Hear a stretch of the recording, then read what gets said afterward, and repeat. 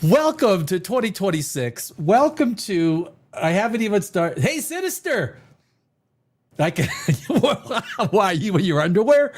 I see you, Sinister. I see you. What are you doing back there? I don't. Look, I am the only one who reveals all on this show. And that's probably not for the best, right? That's not for the best. Okay, I'm usually during the intro, the music and everything that plays. I was looking, how come it doesn't show in my scenes? It should be the top scene. But normally that's like when I'm getting everything. Okay, I got like a minute and a half. It's a minute 41 seconds. I'm gonna get this all together. And I'm like, why shouldn't there be music by now? Shouldn't something be happening except Okay, that's working. We got everything together. Okay, so we'll pretend like it did play, right? So I got my ceremonial cup of red wine for the show. It's about 3/4 of a glass today. 3/4 of a glass. So if you are no longer driving for the evening and you're sitting down in your comfy chair, or maybe you just got the show in the background and you're cleaning, cooking, you're cooking dinner, and you just want to hear me blab about stuff, because we're going to be blabbing about stuff. We're going to be blabbing about. We got the New Year's resolutions, top 10 New Year's resolutions, and top 10 dumb ones.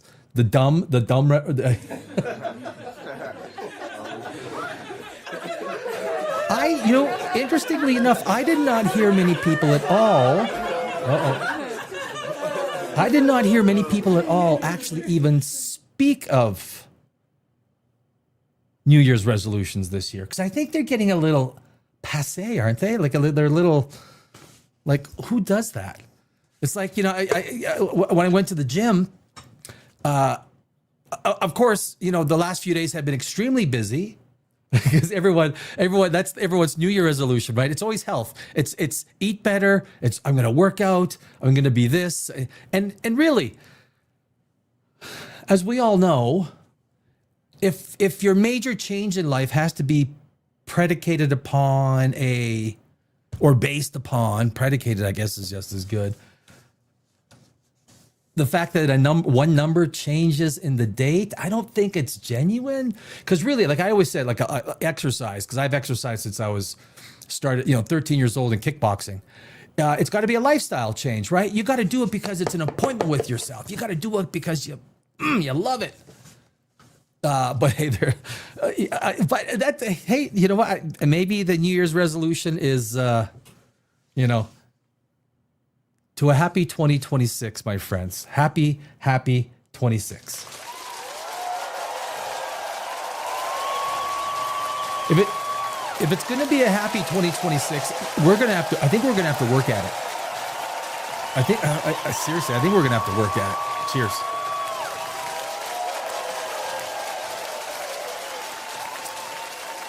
See, I'm sophisticated. When I drink my wine, I use the cardboard cups. I'm a sophisticated wine drinker. Yes, I'm not, there's nothing sophisticated about me. There's not. I think even if I was a billionaire, I would be like the least sophisticated billionaire out there.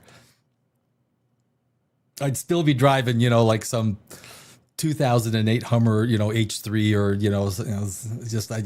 that's my style, man. It's the way I roll. It's what I do. Man, I'm kind of sad. The whole 3i Atlas wasn't real. I really wanted to see aliens. Well, that's what we're talking. We're gonna talk a bit about that. Right. There's a lot of changes on YouTube I noticed in the last couple of days, which of course I mentioned a few times. It shouldn't be.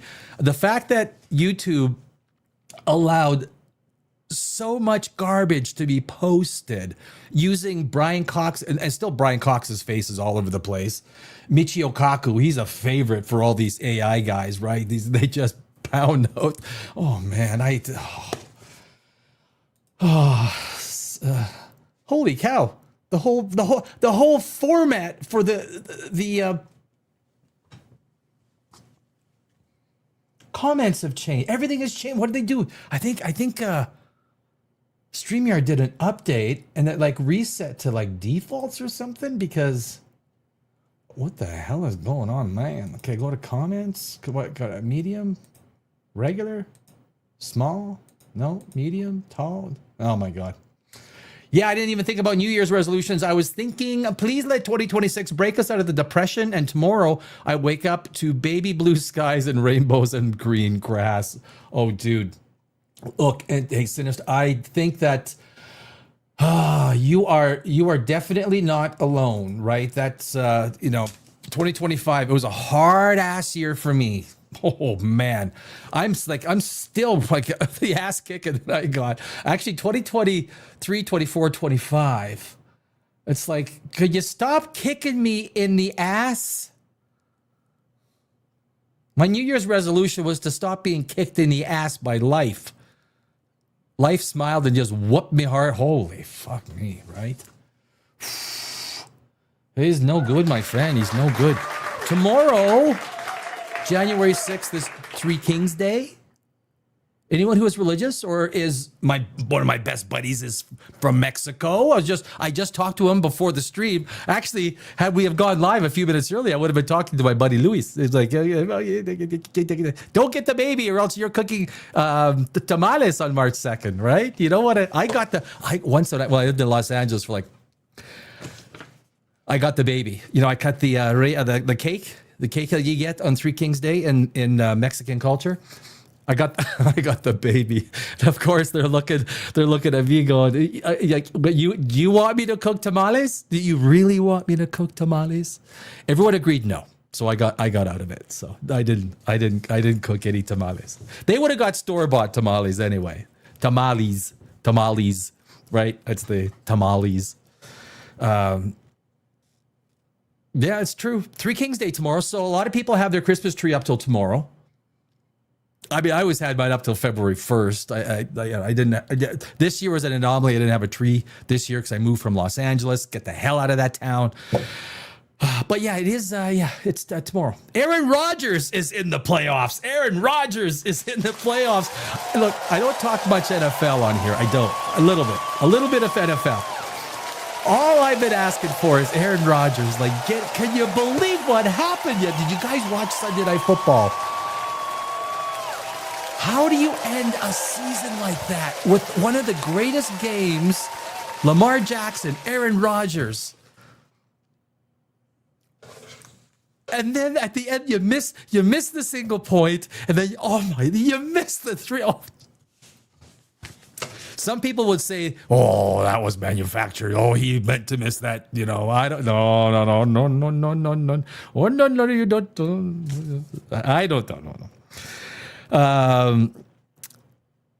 Did your favorite NFL team make it? Are you guys into the NFL? Some of you have to be. Doggy is back. Happy New Year. Fucking A. Fuck. I'm not supposed to swear early in the Sinister.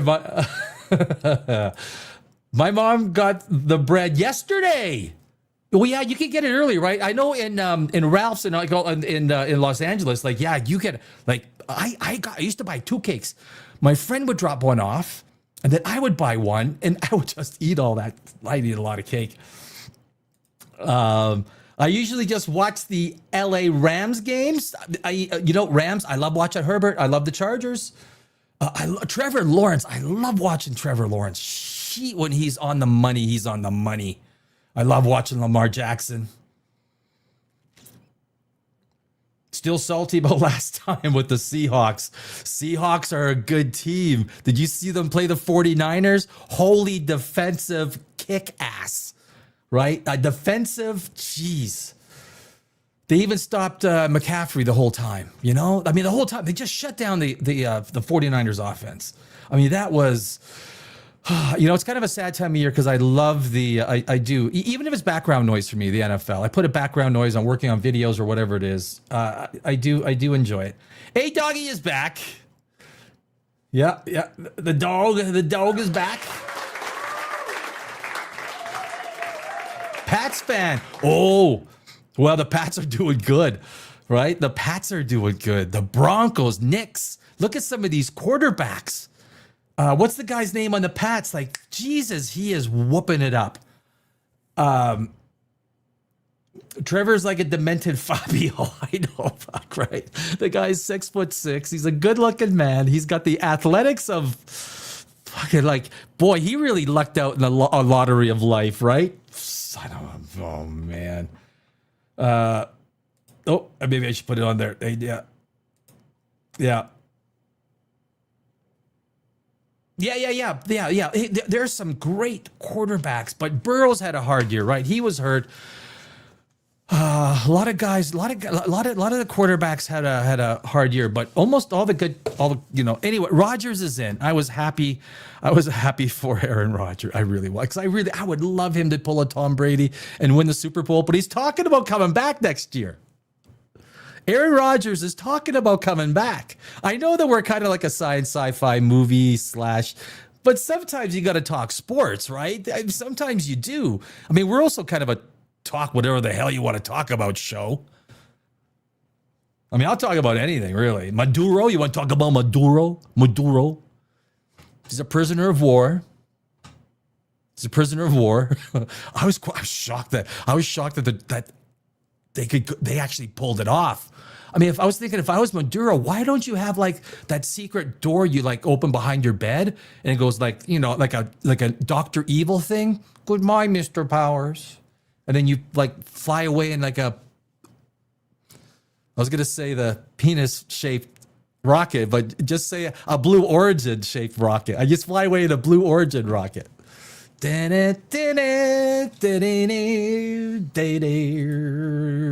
Off topic, but I heard you already rant about Superman. Oh, I'll rant about Superman 2025 again. I'm not opposed to that. Say your praise for Man of Steel. Oh, I don't know about praise. I think the way his father died was one of the stupidest things. Like you just who is good at dying? Like no one practices dying. So Kevin Costner just stands there and saves a dog and he stands there as the big. No, I've done this before, son. I'm good at this. Don't worry. I will. There's just. What do you think about Superman Returns? Oh, Superman Returns. That was with. They all lost money. All Superman movies have lost money except the original one. The very first one, which made a lot of money. Oh, yeah. You know what? I was never a big fan of these ones. I didn't like these ones. With, what was the guy? Brandon Roth, Clark. Yeah, I was never a big fan of these ones. I didn't. It was like the, I view these the exactly the same time with the, what was his name? After Tobey Maguire. What was his name? Andrew Garfield. I kind of view it as the same way. Boy, these big ass comments are really like holy. It was kind of like the same thing, right? I didn't like the Andrew Garfield Spider-Man, and I also didn't like the Superman with the Brandon Roth guy. I thought they were bad. That's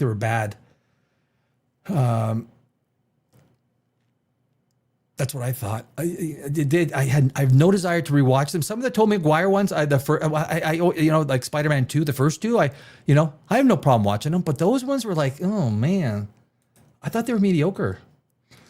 He needs to wait 5 years like Rivers. What were we talking about on that one, Dougie? What were we? Has my mind slipped already? Oh, for a second I thought you were saying Tom Brady was coming back. Oh, no. He's making so much money working once. Well, when you're a sports commentator, I mean, yeah, you got to do a little bit of homework, right? Make sure that you're commentating on, the teams that you know for that week. But basically, he's making the same amount of money working once a week without having to do all the training camp and under like, oh, that's a good freaking gig. I would love to be a color commentator for football. I would. How do you get that gig? Can I still do it? Like sometimes I think some of those guys on Sunday are like, holy shit, how do you get that job? Like it's Seth. In the good timeline, gold is only $500 an ounce. In the good timeline, gold is only $500 an ounce, and the Reich mark is strong.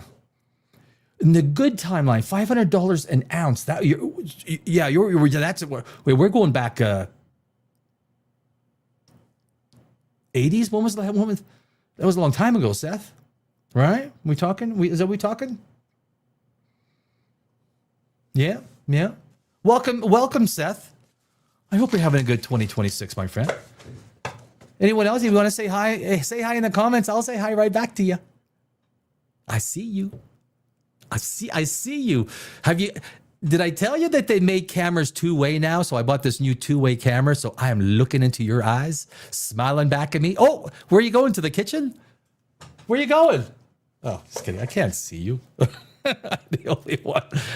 I can't see who's online. Unless someone says chat, I have no idea who's online. No idea. For all I know, President Trump is watching. I think President Trump, he probably says, yeah, watch this Danny Alex guy. I watch this. I watch Danny Alex. I watch Danny Alex at 70th Street. I never miss him. He's a good guy. I like him.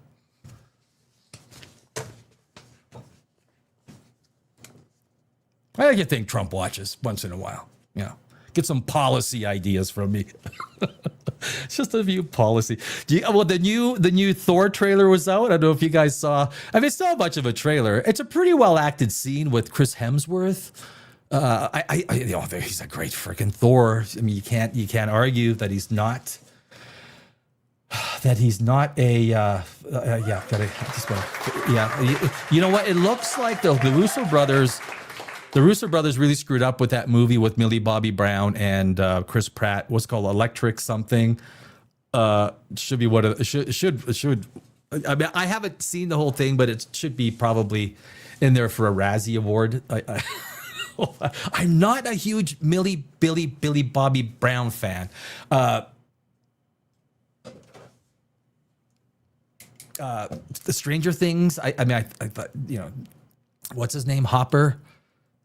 Kind of, held that show together, I think, for the most part. I think, Winona Ryder.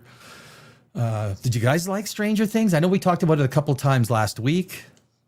But I think everyone's kind of back at him today, right? We're kind of like back at him and, making what about Avengers Doomsday is the only movie other than D&W that I'm going to watch. I don't care about the story anymore. I'm just watching for my favorite characters like Doctor Doom now. Yeah. And the idea that old man Iron Man's going to come back. Which one is D&W? Which one is D&W? A Doggy. What about Billy Bob Thornton in Landman? I got to watch Landman. I started watching it, haven't finished it. If you're talking about Billy Bob Thornton, look, my favorite Billy Bob Thornton is Tombstone. Yeah, have you remember that Tombstone? You got a problem? I just want you to know you're sitting in my chair. Is that a fact? That's a fact. Well, you're going around, or you've raised your mouth pretty well for a man that don't go heels. Don't need to go heels to get a best on a tub like you. Remember that guy was the best. That actually gave Billy Bob Thornton his start. And he comes back around with a shotgun. What you doing with that shotgun? Doc, I didn't know you was in town. It was one of the best movies ever made, Tombstone. One of the best. Hey, Doggy, Stranger Things. I gave up halfway through season 2, basically. I know. Season 1 was fantastic. Look, that movie just garnered fan appreciation. I think because of some of the sensationalism, some of the characters landed. It's interesting. Stranger Things was interesting. It was a poorly written season. As a screenwriter, I always look at it from a screenwriter because that's, I've got a lot of experience as a screenwriter. It was very poorly written, blocky. Everything had to be explained. When they explained what was going on, then they had to explain what the plan was. It was explain. Oh, Deadpool Wolverine, of course. Of course, Sinister. You know what? Deadpool Wolverine, I didn't like it as much when I first saw it in the theaters, but when I watched it, I went to go see it a second time in theaters, and I liked it even more. And then a couple of times I watched it at home, it's bubblegum. It's bubblegum fun. It's the camaraderie that we look for, right? Countryman is great. Countryman is great. I got so much to catch up on. Steve Madden. Is that your dog? Is that your actual dog? Is that your are you disguising yourself as your own puppy? I watched a short today. There was this big black bull mastiff or half something huge, and there's this whole tray of food. I don't know if you guys saw it. This whole massive tray of food, and this big black dog just devours everything. I mean, it was just crazy. Hey, Doggy says Tombstone is a great movie. It is. Oh, I watch that all the time. The acting genius of Val Kilmer in that one. I mean, there's not many movies I think a lot of actors get to be their genius. That was Val Kilmer's genius. That was Kurt Russell's genius as a director, storyteller. And he didn't want to do it again. It was so taxing, right? He killed himself, but it was well worth it. It was well worth it. Stranger Things ended woke. Yeah. Episode 7, I don't like girls. Well, if you define girls are like 0 to 17 years old. I'm not sure what are you trying to say? What are you trying to say? I don't, I like girls when they come to my door selling Girl Guide cookies. I'll buy some of them. Yes, okay, you go, I think if you're going to say it, just come right out. I'm gay. I like men. I'm gay. Not me. I understand. Not me. I'm Will in Stranger Things. You know what? That's the crazy thing. Someone could take that snippet, put it out every way. And not that there's anything wrong with that, right? Not that there's anything wrong with that. Steve Matt, yep.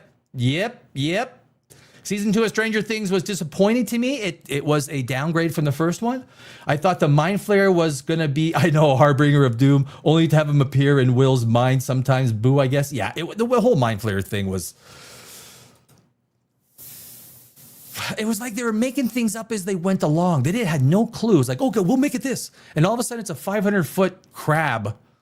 I mean, they should have. I mean, they burned it in the final episode. I mean, they could have had plates, napkins. King Crab, hello, King Crab. We are chowing down. Red Lobster is back in business. I mean, that's what.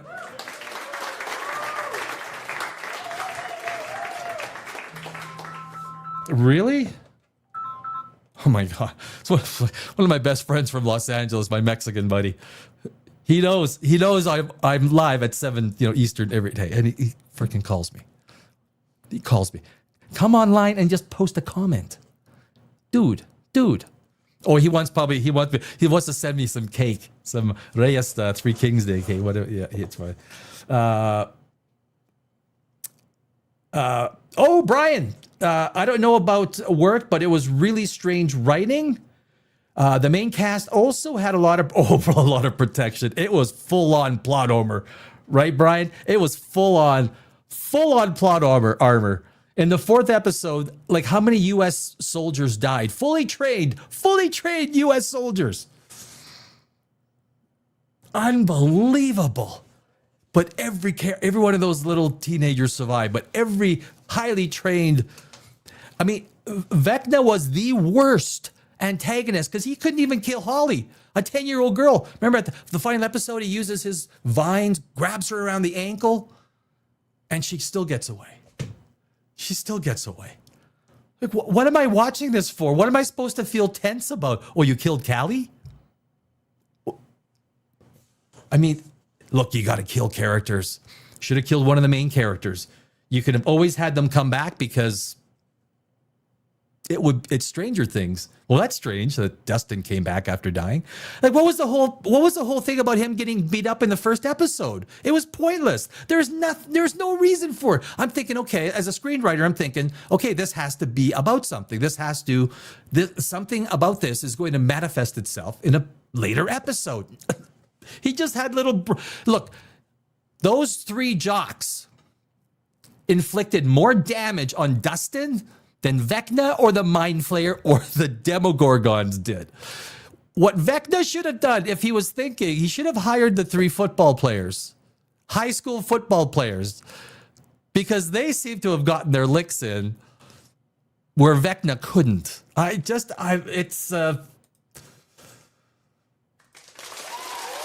Yeah, we gotta do a full applause on that one. Vecna, the most useless antagonist in the history of antagonists. Last of Us ruined. Oh, I woke this. I'm gonna be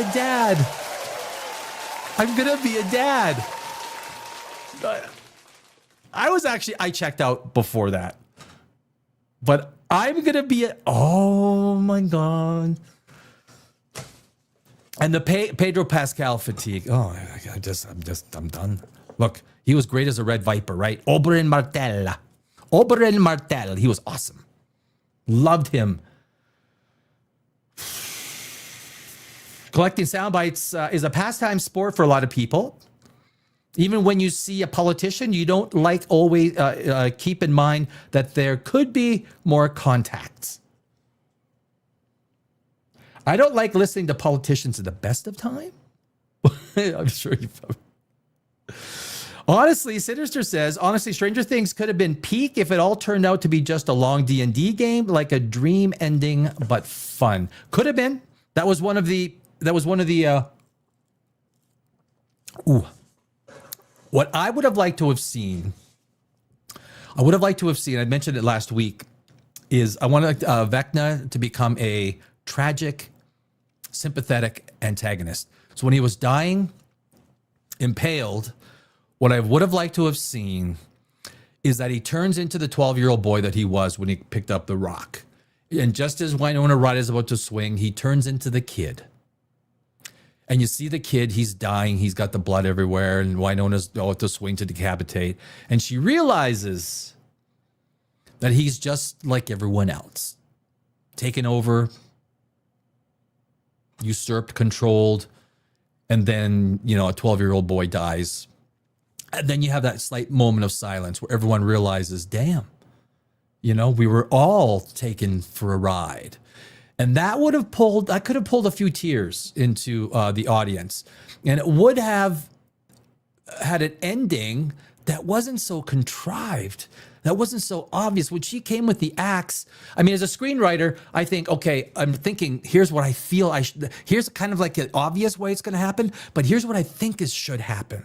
And usually what I think should happen, which is always what the audience doesn't expect, that makes you go, oh, shit. Because her cutting off Vecna's head, okay, well, that one's pretty obvious. Okay, I get it. Yeah, fuck with my family. All right, well, cheers to your family, I guess. Screenwriter's job is to take emotion and then shift it quickly in a direction you don't expect. That's what a screenwriter is supposed to do. Funniest stupid movie seen for a long time is Fackham Hall. I heard that. Fackham Hall. I heard that. I'm still so mad at season 2. Yeah. I know it won best. I know. The Last of Us. I stopped watching The Last of Us, I think, after halfway in the second episode. I said, I'm done. Checked out. High school football players, the true existential threat. Yup. Vecna teams up with 3 sports kids to beat the crap out of Dustin. Dustin got his biggest beating in the first episode, and it came from 3 16-year-old teenagers. Vecna couldn't do a thing to him. Oh, my God. I misspelled that. No, all good. Doesn't matter. It doesn't matter. Let's get to something here. What are we doing? Conversation is great. New Year's resolutions. Let's quickly do some New Year's resolutions. Let's jump into, oh, geez. Let's do the top 10 New Year's resolutions. The thing about this, so when I was going through it, of course, okay, what is going on? I see what's going on. Oh, I got it. Okay, we're going to do this. Everything should still be okay if I do that, right? Yeah. Superman Returns. That was, okay, what the top 10? There it is, top 10. Top 10 New Year's resolutions for 2026. Let me, I gotta go back and fix all of this because, oh,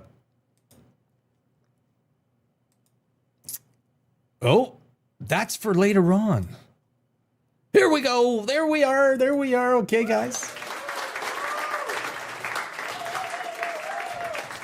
Can I make this a little bit bigger? Yep. Okay, so the most popular top 10 New Year's resolutions for 2026. And I gotta fix this. See, normally, yeah, I got it. I'm down. There we go. I'm down. I'm cool. There's not many surprises on here, right? I think it's like, this are the most popular ones as compiled by Google. And Google knows everything. Google knows everything. As of January 2026, my friends, the most popular New Year's resolutions focus on holistic wellness, financial security. Yeah, well, of course, that's the time we're living in financially. Yeah. And intentional living. Intentional living sounds very intentional. According to recent surveys by Statista and YouGov, nearly half of respondents are prioritizing physical activity. Well, I'm not sure if that's it's an honor, but I don't think there's anything new with that. Let's do this. Top 10 resolutions for 2026. Exercise more. Surprised? Are you surprised with that one? The most common goal, with 48% of people resolving to be more active through walking, gym sessions, or sports. Number 2, save more money. Yeah, or how about just make more money? Can we just make more money? Because I'm good with spending more money as long as we can make more money. But then if you make more money, you should be saving it, right? Save more. A top financial priority for 46% of adults, often involving building emergency funds or automating savings. Number 3, eat healthier. Yeah, I mean, that's something I try and do every day. Every day is a New Year's resolution for that one. 45% of people aim to improve their diet, focusing on adding more vegetables and reducing processed food. A single ingredient food is the best for you, right? Carrots, although they're high in carbs, high in sugar. Broccoli, cauliflower, Brussels sprouts. Single ingredient. No, a hot dog is not a single ingredient. Yeah, it is. It's just a hot dog. No, it's not. I know. I'd like to think so too. Yeah, me too. Yeah, right. A hot dog. Except for Betty White. Betty, don't laugh. Don't laugh at me. Don't. Betty White said the reason for her longevity, well, she lived to 96 or 98, right? The reason for her longevity was because she ate hot dogs. Warren Buffett eats Dairy Queen and Cherry Dr. Pepper, I think, almost every day. Warren Buffett, he's 96. He just left Berkshire Hathaway. Warren Buffett just left. That's the end of an era. That's the GOAT when it comes to investing, right? The GOAT. Spend more time with number 4. Spend more time with family and friends. 42% of you stated resolve to strengthen personal bonds through regular calls or dedicated meetups. That's on the list every year. Lose weight. I think that's on the list everywhere. Remains a staple goal for roughly 31% of the population. I'm in there. Improve mental health. Growing in popularity with goals focused on mindfulness, meditation, and seeking therapy. I do think that there's something. Look, I'm not really a huge existential guy, but I do think there is something to meditation. I really do. I think there's a science to meditation. There's a science in the sense of understanding how your brain works, the neurons, removing certain clogged thoughts, ideas from your brain and allowing, and there is actual scientific evidence that meditating, you can actually fire up neurons and synapses that weren't active before, an actual medical fact. So there is true. There's some stuff that I want to get into with meditation on Dimension Zero Live. I do. Number 7, learn a new skill or hobby. Popular choices for 2026 include coding. Why? Because AI does it all now. Have you not heard the news? Learning a new language. Okay, that's but why would you want to learn a new language? Because you could just literally, you have translators. Everything is like, technology is designed to make us as lazy as possible, right? That is the whole idea. It's like as simple as the airport. You got the escalators that go through through the long. They're just meant so that people don't have to walk, so you could stand there. That's literally remote controls. What's a remote control for? Remember? Were you alive when you had to get up and duk duk duk duk duk, and you had your 13 channels? Your little knob went to channel 13. That's all you had. I remember, and it was vacuum tubes. Do you guys remember vacuum tubes?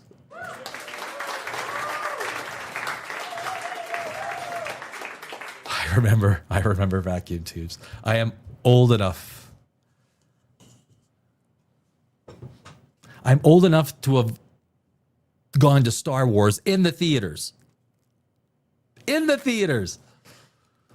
Not 2001: A Space Odyssey. I would have been, although in 73 I could have. I would have been, 6 years old? Could have. Because it was re-released, right? I think 2001: Space Odyssey, I think it was re-released. Oh, that's worth another watch, right? 2001: A Space Odyssey. Great science fiction, science fact movie. Stanley Kubrick, the GOAT. Read more. Many are setting specific targets, such as reading 1 book per month or a total of 12 to 20 books per year. Are you guys doing that? Travel more. Well, that kind of defeats the save more part. Resolving to explore new destinations or take purposeful trips for self-discovery. And you know what? There's usually a place that is a car's ride away from you where you might live, that the local economy will benefit because you spent your money in the local economy. Like, that is really, if everyone in your local, look, tourism would fall apart, the hotels, but look, your local area would thrive, your mom and pop stores, and they're more important than Hilton hotels, if you ask me. Your little mom and pops, right? Your neighbors who own the flower shop or the coffee shop. If the coffee shop is there in Starbucks, I will never hit a Starbucks. I will hit the little mom and pop shop, which almost always has better coffee. Almost always has better coffee. And bagels. Tips for success in 20. I didn't ask for tips for success. Ensure your resolutions are specific. Do we go through this?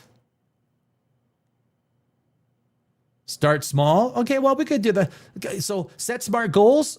Start small. Use micro resolutions. Maybe, I don't know about that. If you're gonna do a life change, just change your life. Do it. Focus on consistency. Well, it has to be consistent, or it's no change. And use visual trackers. Yeah. Okay, that's cool. That is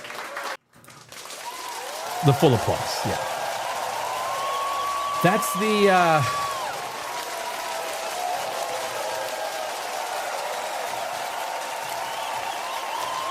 Happy 2026. Health is the number one thing. If you don't have health, then you cannot even.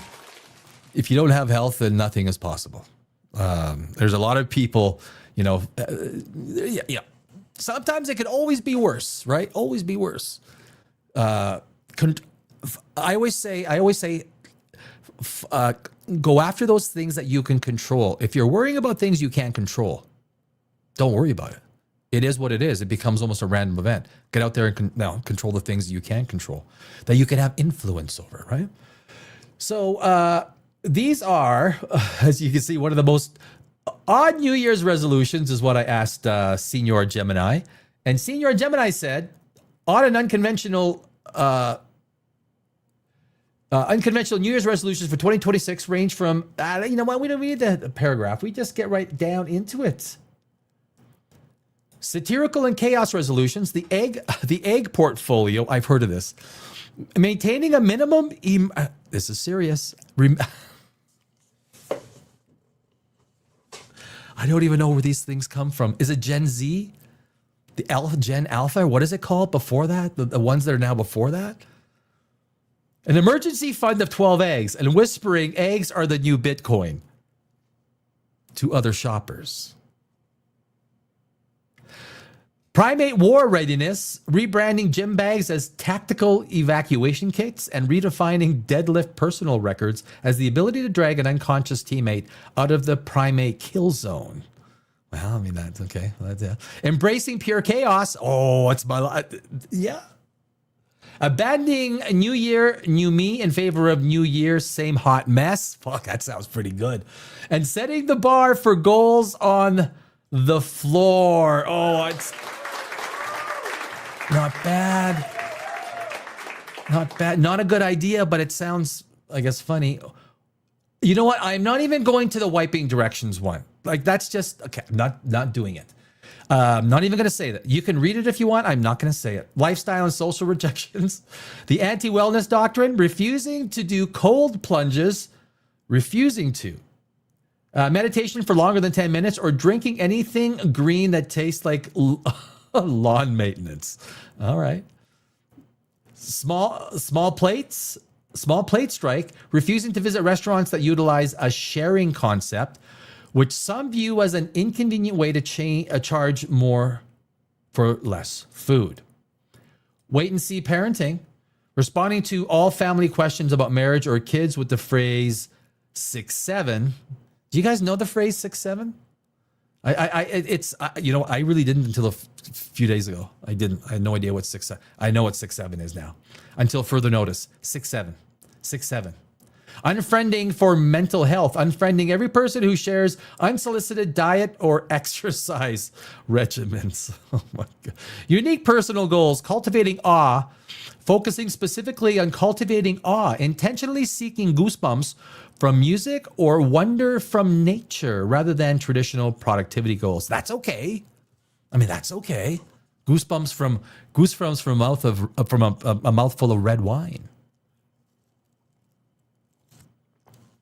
And it doesn't have to be a big one, just 2 swallows. Just 2 swallows will give you goosebumps from red wine. It does for me anyway. Formal Crocs. Formal Crocs? Accepting that Crocs are now formal wear and striding into 2026 with confidence. Perhaps even gluing spare heels to them for a très chic look. A little bit of height support. I mean, I'm not a tall guy. I'm not a Trevor Lawrence. You know, I'm a little taller than Tom Cruise. Look down at Tom. I'll probably look an inch down on Tom Cruise, like an inch down. A little taller than Joe Rogan. Little taller than Joe Rogan. I'd look down. I'll tell you it was Joe Rogan. I got a standing. Yeah, I'll tell you in a sec. Bed airing. 2 more, we're done this. Instead of making the bed immediately, resolving to leave covers folded back to let the bed air out for the day. I mean, that's not a bad idea, is it? It doesn't seem like a bad idea. Wait a sec, I do that every day. You know what? I don't know about you guys, my favorite place to sleep. Tell me if you agree in the comments, but the couch. I am a couch sleeper. I love the couch. Because you hit the couch, I'm a back sleeper, and you go to sleep on your back. It's like you're almost sleeping, uniformly straight, and you just lie back, and you're like, ah. And if you want to watch TV, I got a TV there, so you kind of like. I'm telling you, man, it's the best sleeps. Why do I have a bed? I'm not. Airport champagne. Okay, strictly resolving never to skip a glass of champagne, specifically not beer or prosciutto. Prosecco. What is Prosecco? Why do I not know what Prosecco is? I'm sorry. I've got to do... Oh, it's a sparkling wine. Of course. Yes. Sparkling wine. Now, of course, I lost my place. There we go. No, there we go. After passing airport security to celebrate the holidays potential. There you go. There you go, friends. That is New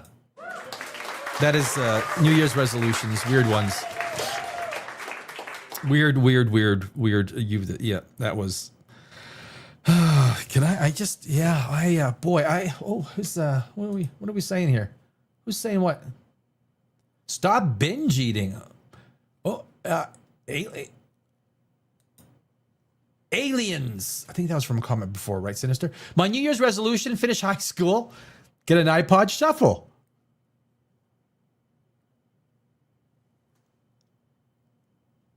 Wasn't it your birthday next week? It's your birthday next week, wasn't it? We talked about this last week. Stop binge eating. Oh, I know. That's my problem, right? Eating right before bed, binge eating, right? Like, allow your stomach to tell you you're full. So true, doggy. Dude, so true. Stop pay. You pay for them? What the how did I don't know where do these comments all of a sudden came? Oh, okay, hold on a sec. Hold up. There we go. Then I gotta fix this. We're gonna get into this 3i Atlas stuff. 3i Atlas guy. There's 3i Atlas. We gotta talk 3i Atlas. We do.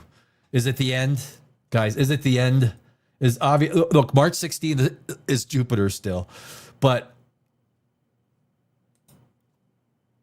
oh my god. Stop paying for escorts. Yeah, of course. You pay for them?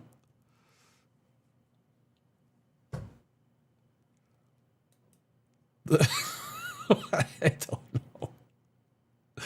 And buy Weezer Blue Album. Oh, and LP minutes to midnight on vinyl records. I love vinyl. Yeah. I wish I would have kept all my vinyl. My parents, when I was much younger, threw them out. They threw out. I had hockey cards. I had stacks and boxes from 1970s hockey cards. God knows how much it would have been worth today. My mom threw them out. I still haven't recovered. That was 37 years ago. Still haven't recovered. I'm reading a zombie manga, and I got Michael Crichton's The Lost World to read too. Okay. That's the one thing. I was an English major. Read a lot. When I started writing as a screenwriter, reading kind of goes out the window because to read one book is the equivalent, like to read 20 books is the equivalent of writing one screenplay. It's like that time-wise. I do not read. I've read a lot in my life. I have not read for a long time. I write, which is a much different discipline. But if I ever find time to read, hey, I love writing, literature. It's great for the brain, great for speech, great for your linguistic, phonetic, word association, everything in the brain. If a troll comes in here, you should repeat 667 until they leave. That's a good idea. It's not a bad creative. Oh, creatives. Yeah, creative. No, that was yours. Yes, I'm sorry. Sinister. Yeah, no, not you. Yeah, creative is having a birthday next week. Right. Hey, man, that was almost 3 days ago. You gotta, shit. Yeah. Sinister. How old are you, Sinister? Sinister Blitzo. You strike me as a mature individual. Midnight Dracula. What is this live show about? Daddy? Who's your daddy? Who is your daddy? I'm not your daddy. Who is your daddy? This show is about anything you want it to be about. We're basically science, sci-fi. We'll do black holes, edge of the universe. I'm releasing a video because I got all this new AI stuff, like new models that are blowing things out of the water.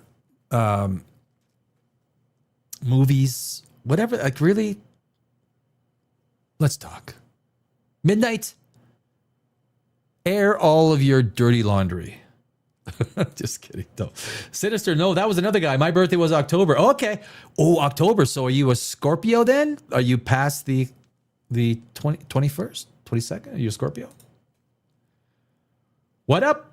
What I missed? Oh, you missed the resolutions, the top 10 resolutions for 2026. A lot of chit chat. We chatted about a lot of things. Of course,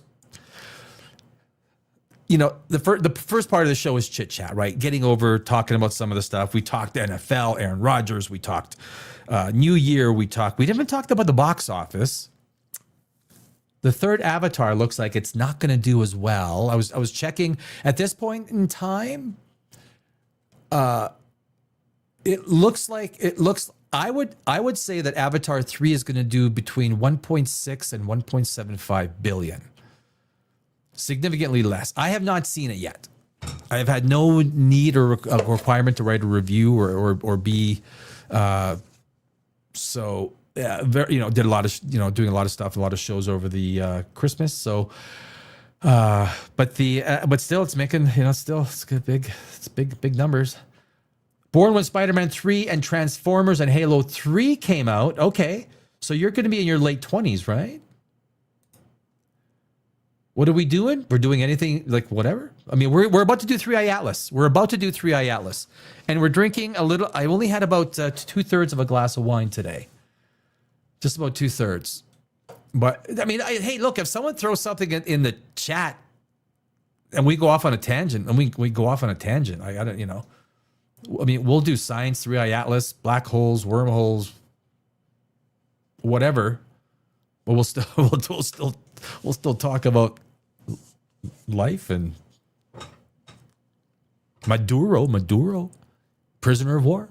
He's a prisoner of war, Maduro.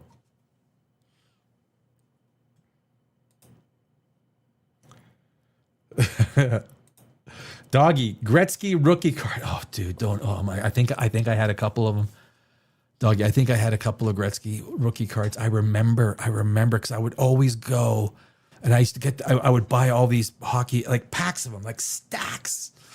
Oh my God! I still cannot believe it. Midnight, who still hires escorts? Tinder is mostly free. Good point. You see, Doggy, you got a left swipe on Tinder. Left swipe, left. It's a numbers game. Just, for all the boys and girls out there, it's a numbers game. Hey, there's a big. That's actually a good point. Tinder is, it might cost you a dinner. Shit. Oh my God.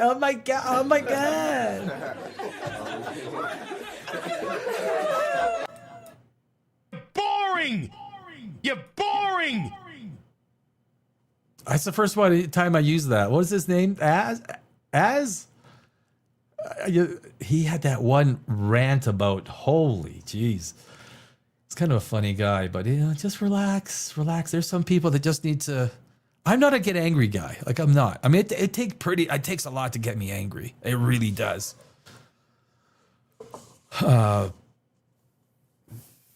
And my dad used to always tell me, look, nothing, and think about it, right? Nothing good comes from anger. Nothing. There's nothing that can ever possibly good come from anger. Unless it's self-defense or something like that. Anger is a negative emotion that will almost always get you in trouble. Always. My dad used to always say, it's always better to smile because it's more scary to your opponent. A smile, yeah. Right? Someone, whatever it is. I mean, I was a kickboxer for a lot of years. So I remember a lot of big guys, trying to push their weight around, and I'd be like, yeah, you little punk, you want to go outside? He's like, all right, sure, I'm down, let's go. Like, what is a guy like half my size saying yes to that? Now he's freaking scared, right? Now he's scared. Sorry, man, I'm a trained motherfucker. I'm a trained actor, yeah. Everyone's gay in Hollywood once in a while. What the fuck did I just hear? Lance? you know what movie I'm talking about, right? You gotta, right? Anaconda, you guys, if you see the numbers Anaconda's doing, huge numbers. The thing has already made its budget back. If you're gonna go see a movie, it might have to be Anaconda.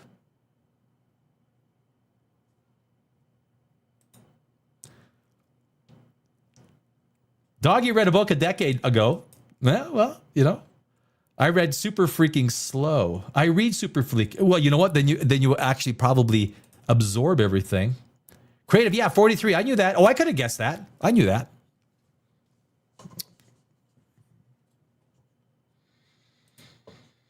Midnight Dracula. What is your... Is that a chicken pre-oven? Is that a... What flag is that? That's a... Is that a Ukrainian flag? What is that flag? I know that flag. What the hell? I don't profess to be a huge flag guy, and most of the flags I do know. What is in your... You got like a dead pre-oven chicken midnight. Next year will be stop getting beat up by pimps for not paying said escorts. Well, that's a good resolution, I guess. That's pretty good. Pretty good. I mean, that's you Doggy, you got to work on that one. No more getting beat up by the... I have to stop bed rotting and bringing my phone. Oh, yeah. Well,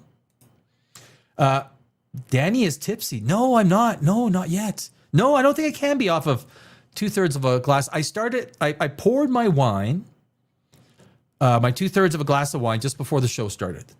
I was tipsy. What day was I tipsy? There's one day, 2 days. 2 days. There was 2 days during the holidays. I was going pretty good. Oh, I was like, I think I had a full bottle because we went for 4 hours, right? So I was like,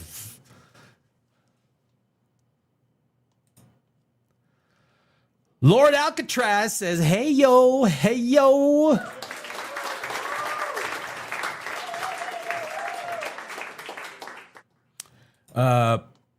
Maduro makes good cigars. Yeah, well, he's going to make good license plates too.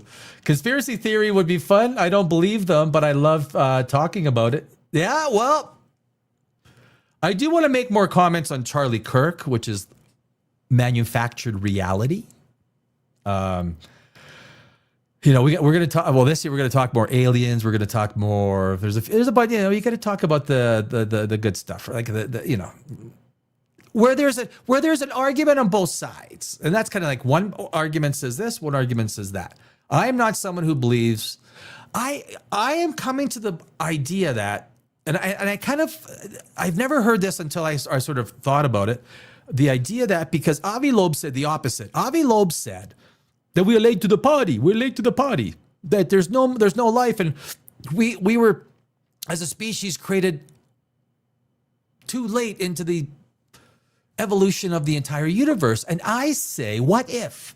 And I think this could be more true than it is not true. What if we're early to the party? Think of it like Passengers. You know, the movie where Chris Pratt wakes up, and there would have been so many better ways to do that. We'll talk about that one day. It was a great movie, though, conceptually. You wake up and basically you live your whole life while the rest of the ship is sleeping. What if us as human beings were early to the party? What if in 10 billion years, there's an explosion of life that is almost, we see it everywhere. Everywhere. Radio signals coming from distant stars.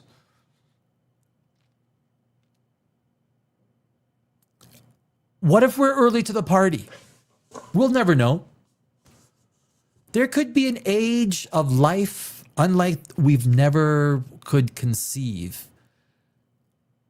But for whatever reason, we just developed early as an intelligent life form. What if we're early to the party? And there is a time and space with the 2 trillion galaxies in our known universe that these galaxies erupt in life and intelligent life. We have no way to track it, understand the feasibility of it. I mean, we're discovering more exoplanets. What's that? There's the Tau. It's about 10 light years away. The one star system, which is looking pretty good. There's some pretty good possibilities for exoplanets in the habitable zone. But what if us as human beings were early to the party? What if we're early? What if there's going to be an explosion of life beyond anything we can know, and we just, no one will know that we were here? It's an interesting idea, and I think there's something. I think there could be something to it. Life and the complexity of life, as it relates to the second law of thermodynamics and entropy, easily allows for complex life to develop. Obviously, we are, and if the universe is infinite, then there is an infinite amount of human species. If anything that is developed once within an infinite universe will exist infinitely in an infinite universe. You will exist infinitely. You will not the same being of the same person, but the same genetic makeup, the same, everything exactly the same. You will exist in infinite time. I mean, that is just sort of the idea of infinity. If it happens once, it'll happen an infinite amount of times. So there's some concepts around, and I'm a firm believer, when we have spoken about this on the show, I'm a firm believer though, and I think Brian Cox is too. I think Neil is. Although I heard Brian talk about it. The idea that it's an infinite universe. And if there are black holes and white holes is basically light cannot get in, light can only escape, right? Mathematically, it's proven. White holes are proven through the theory of relativity, just like black holes were, to exist.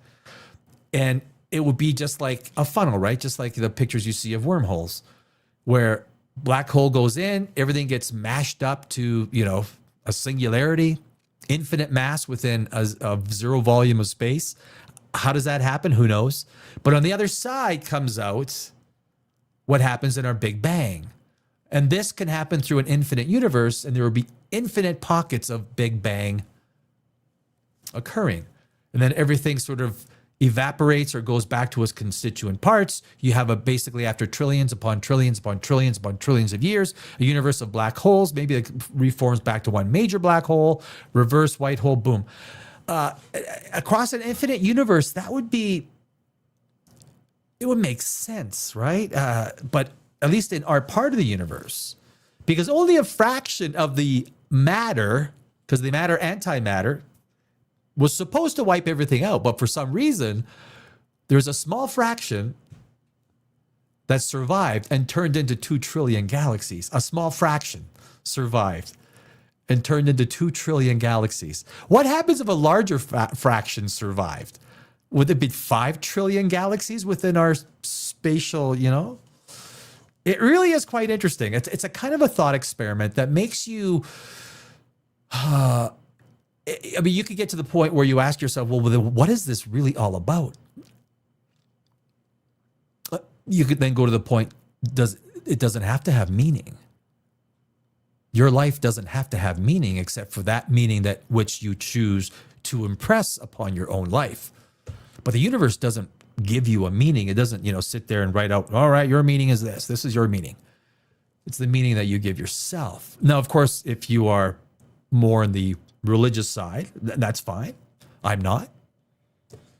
You will suggest that your meaning or the idea of existence comes from a different belief system, which I don't believe, but it's an interesting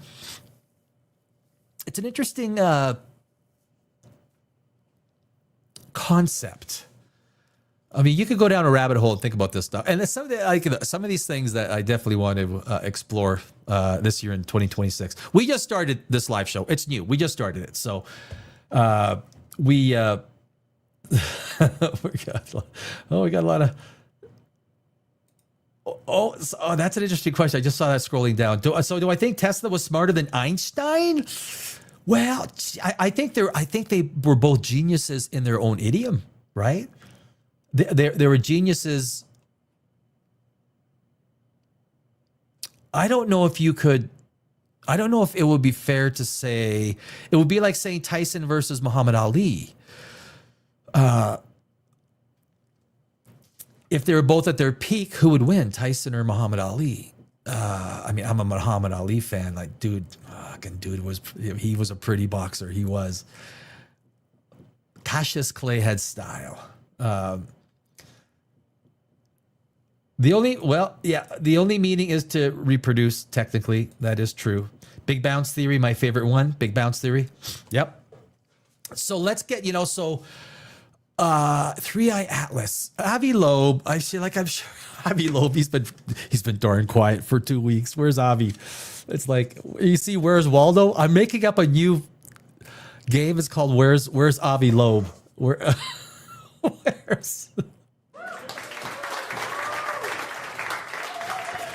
Avi? Yeah, that was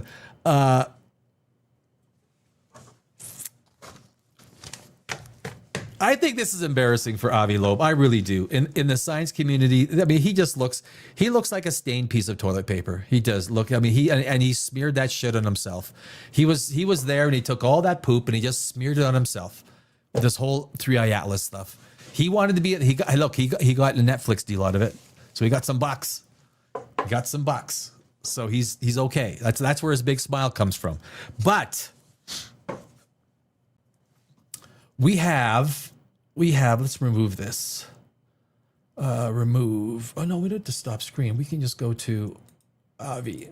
There is, maybe we'll do this quickly. I think this is valuable. We can go through it quickly because this just is a quick timeline.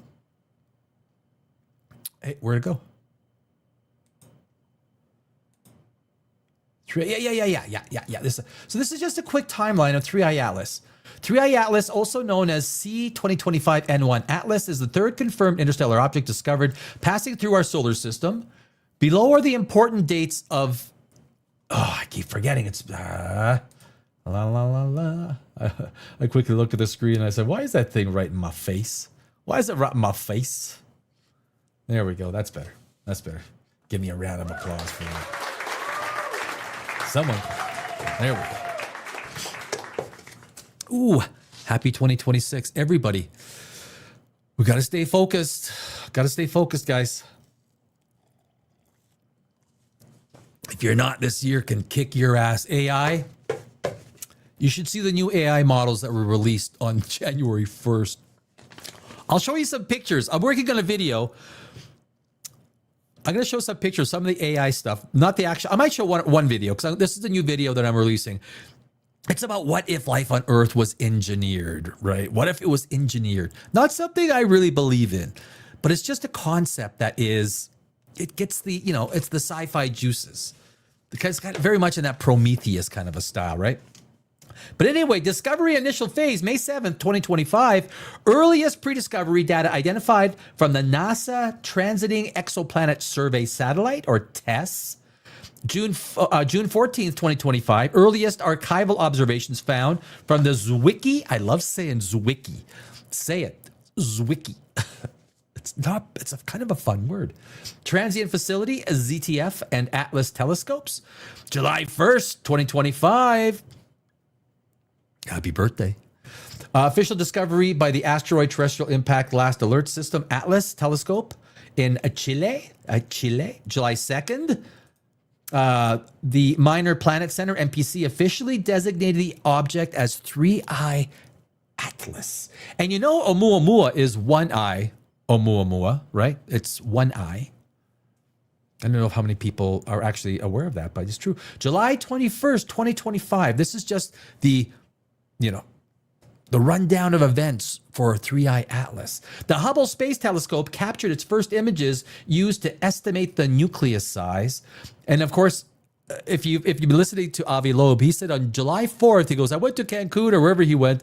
And that's what he said. I had to make quick calculations on how much material is floating in the Milky Way galaxy. It's like, how do you do that? How do you know how much material, rocky, icy comets material is floating? There's no way you could even guess. Well, you could guess. You couldn't calculate it. All the numbers that you would use would be surmised, subjective. It wouldn't be an objective number that you come up with. You're just making it up as you go along. Avi. Solar system transit August 6, 2025, first observations made by the James Webb Telescope revealing its carbon dioxide rich composition. October 3rd, that's not too long ago, 3 months ago, closest approach to Mars. Approximately, there's some stuff at the very end here that is going to blow your mind. The very last one, I'm telling you. Like, I hate when people say in a YouTube video, oh, you got to stick around for the last one. That basically tells me I'm out of here, right? You know what I'm saying. But seriously, the last one on this list is like, whoa, seriously. Where are we? October 3rd, closest approach to Mars, approximately 29 million kilometers, which is, what is that? Is that about 18, 19 million miles, right? Imagined by the ExoMars Trace Gas Orbiter, TGO, and Mars Reconnaissance Orbiter. October 21st, right there. Solar conjunction, the comet was on the opposite side of the sun from Earth and temporarily invisible to ground telescopes. And of course, we remember the perihelion, October 29th, just before Halloween. I miss Halloween. Closest point to the sun, and that's when it captures the most speed, right? At the closest point, the gravity assist, the gravity slingshot. A distance of 1.36 AUs, or approximately 203 million kilometers, which would be about 130 million miles, right? About 130 million, just under 130 million, right? 125, call it. December 19th. Closest approach. Yeah. We were online December 19th, just before Christmas. I might have got tipsy that night because we were on before for like 4 hours, and then for another 2 hours. I might have been tipsy that night. It was a good tipsy. Closest approach to Earth, passing nearly 1.8 AUs. Of course, that is astronomical units. Approximately 270 million kilometers, or it was about 168 million miles, for those of you who are not into kilometers. The whole world is except America, basically, right? The whole world does kilometers except America. America.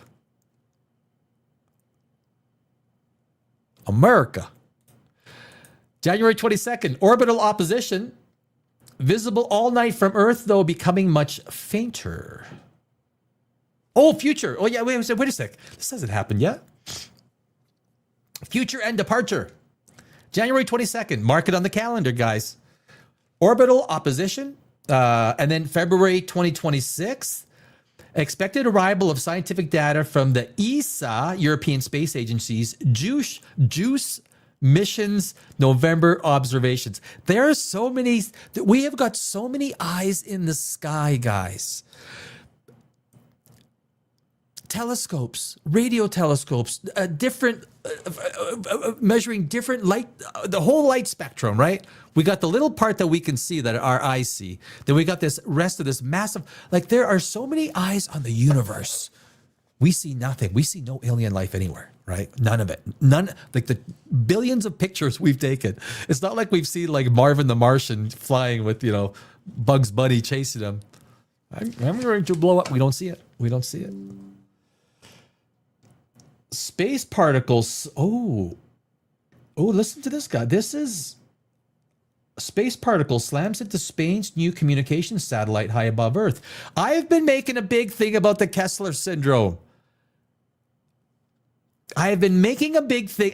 So something else. Another, we're talking about if it turns into, right? Have you guys seen gravity? Chain reaction? If you get something of that size and all of a sudden you get a chain reaction which takes out all the satellites in that orbital plane, and maybe more, like below it or everything like that.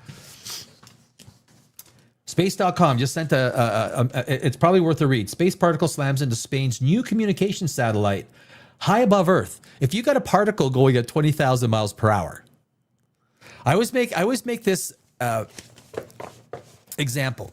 If you have a 1 milligram particle traveling at 70% the speed of light, and it comes into contact with an object, it will be equivalent to 8.6 megatons of TNT. 1 milligram, because it's mass times velocity, right? At 70% the speed of light, 8.6 megatons. So all you got to do is fire 1 milligram spec at 70% the speed of light, and you could wipe out cities, right? Wipe them out. March 16th, 2026, closest approach to Jupiter at a distance of 0.35. So that is going to be about, what is that? 32 million miles, right? To Jupiter. Now, I think a lot of the alien people are thinking, oh, goody, goody, goody. That's where the aliens will come out. You know, hopefully there's no Hail Bop parties where you have your, you know. Interesting. I actually do have purple Kool-Aid in my drink. I will drink the purple Kool-Aid. I'm glad it's not Jonestown, right? I'm glad it's not, this ain't Jonestown. No. Happy 2026. Happy 2026, my friends. Okay, that's March 16th. That's the last big bastion for all of these clickbait people everywhere. You know, it's an alien spaceship. It's Cylons are coming out, going to destroy Earth. That's once it passes Jupiter, that's it. I don't know what else Avi Loeb can push.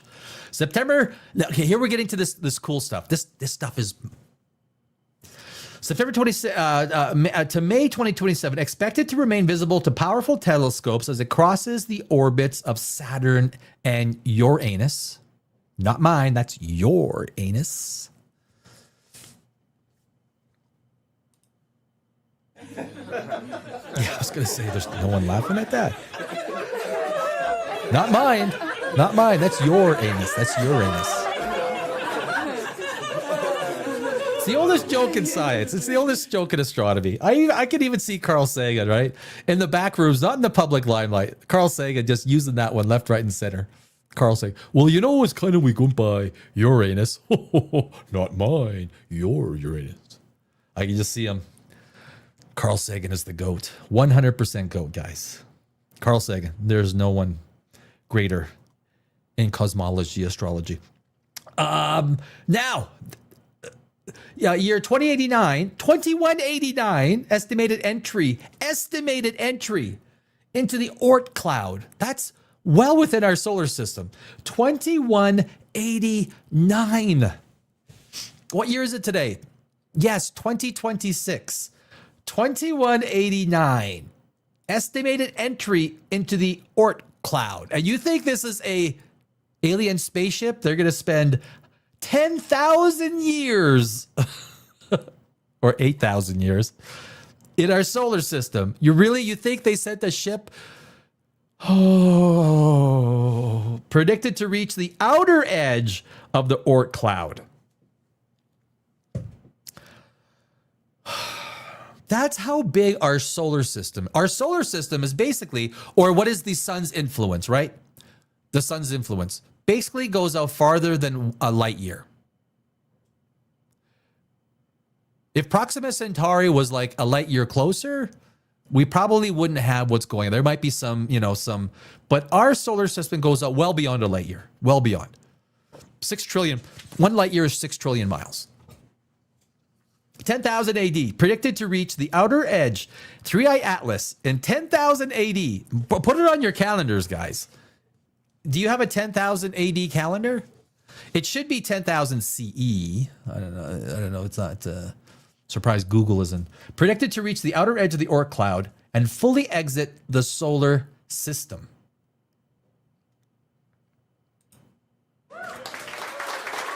So 3-eye Atlas is going to be with us a very, very long time. I just noticed all the hype is gone. Like geez. Unbelievable. I guess you do know, right? Because the normies, the vernacular, the lay person who wants to believe so badly in the idea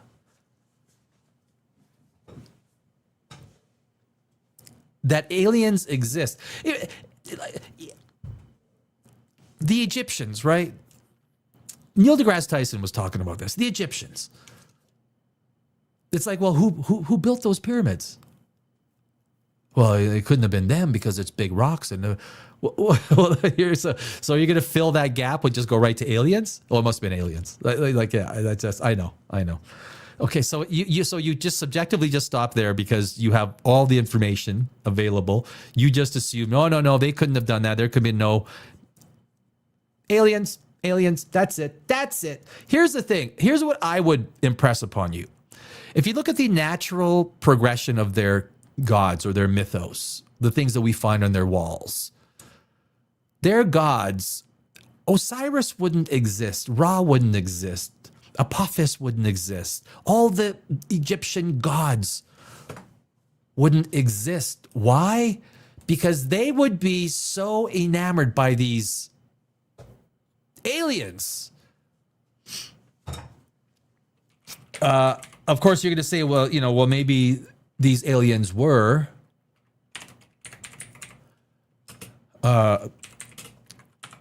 the Egyptian gods do represent the aliens. Well, no, they're not. There's no association, right? There's no association. You know what? I should. Why did I do that there? I should have done it here. Yeah. This is kind of interesting. This is just kind of going. This is a tangent. This is what in TV. This is what we call a tangent. It's okay.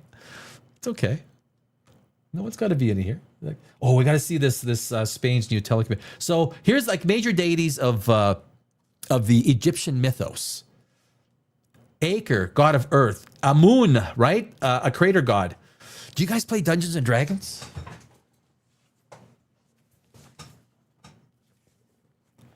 I know. I got. Where's the Egyptian mythos? This was one of my favorite.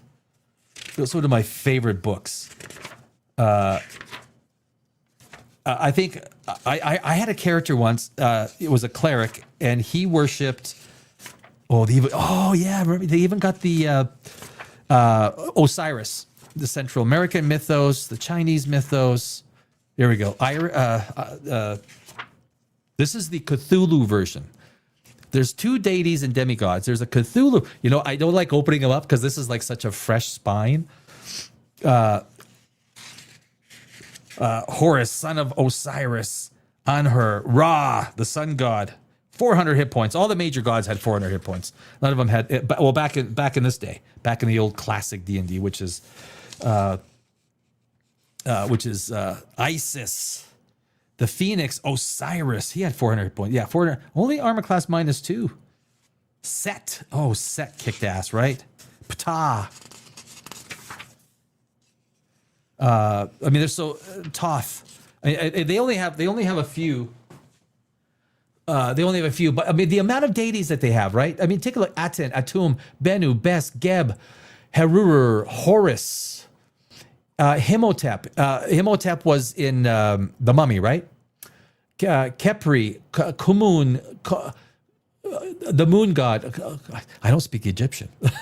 Khonsu, Maze, Montu, Min, Nefertum, Onuris, Osiris, Ptah, Ra, Set, Shu, Sobek, Thoth, goddesses. I love the goddesses. I do. They always look so pretty, right? Hecate and her wolves. Who cares about the wolves? They always make Hecate look really sexy. I'm okay with that.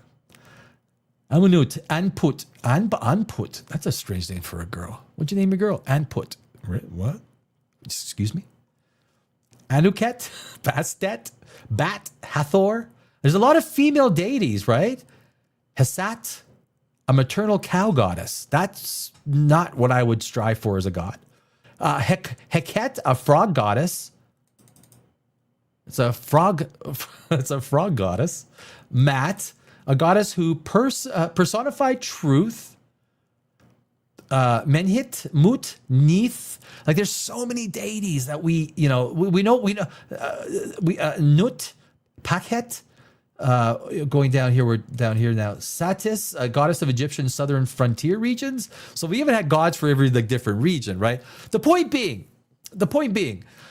is if there were aliens coming, they would supplant all the gods because they're real. The gods aren't real. The aliens coming and moving 25-ton rocks are real. So they would all look whatever the aliens look like. There would be a common theme on the walls of Egypt. It wouldn't be all of these 150 gods and goddesses. And that's my point. The Egyptians were very good at recording their history. If there were big spaceships and aliens coming, moving their 25, they wouldn't need Ra. They wouldn't. The gods would kind of be like, you know what? These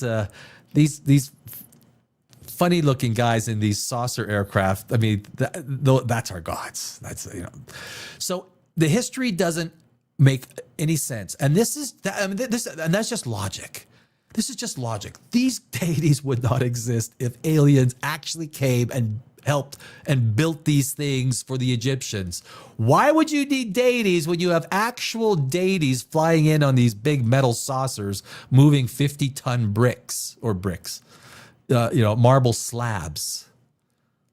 It doesn't make any sense. If that was going on, we would see aliens smattered all over the walls. There would be historical context beyond reason. And the gods would be put off to the side because the gods are the aliens. We've seen them. Osiris and Ra doesn't hold a candle up to these tall, skinny alien guys that go ack, ack, ack, ack, ack. There would be so anyway. That's the point I make from the if you believe if you want to believe in aliens or that the Egyptians look I am open to the idea that the Egyptians had some form of process to move these things that we are unaware of. But look, that's these old ways of moving bricks and stuff. We're not going to discover how they did because it's not the way our technology works. So we're not in the active process of using all this human power to move a brick this size, or a brick, we say brick, a piece of marble stone. And so it's not like we're going to discover it. But over hundreds of years, could they have developed certain types of technology that allow? Yeah, of course they could have. That we're not aware of? Of course they could have. From aliens? No. Sorry, I don't believe it. There's no record. People who think that there's aliens, you're filling in, you get to this point and then you don't have any answers left. So from this point on, we're just going to use insert alien. You can't do that. Maybe after a couple of more glasses of wine, you could. Perhaps. I mean, that would probably, yeah.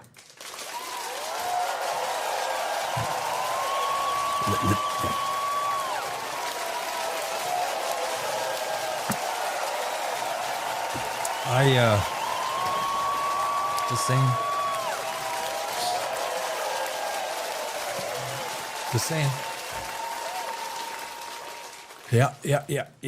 Yeah, come on. Let's make lemonade. Let's make lemonade. Come on, yeah. Fuck you. No, fuck, really? God, right? Austin Powers, the twins. I mean, they look fabulous, right? I mean, they really did. They looked awesome. Fuck me, fuck you. Yeah. So that is, and now there is an article. I want to do this article. 3i Atlas alien signals. Now you might think that this article is predisposed to be on the Avi Loeb side. Well, you may be wrong.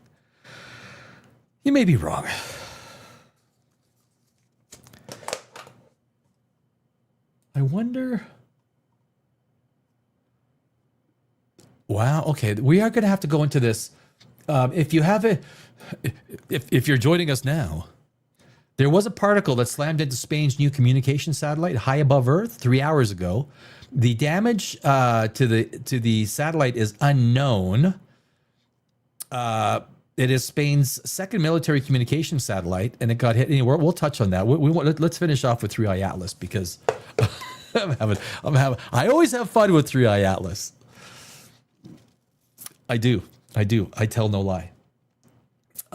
So we are going to, let's go to, what's the next article? Next. Let me close that. We don't need that.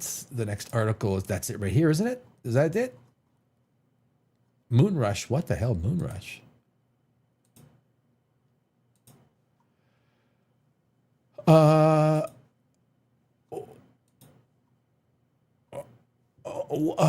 Oh no, did I do something to it? What? Okay, hold on. Let me go through this. Spain.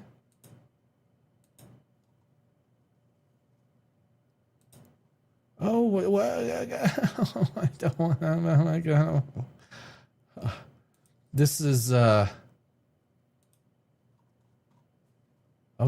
All right. Okay. That's okay. That's the next. That's the next one, right? Okay, we did the gods. We did the gods. Work with me.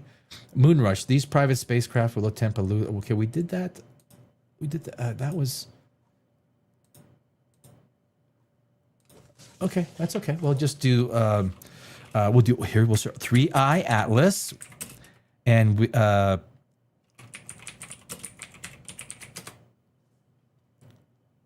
Stories.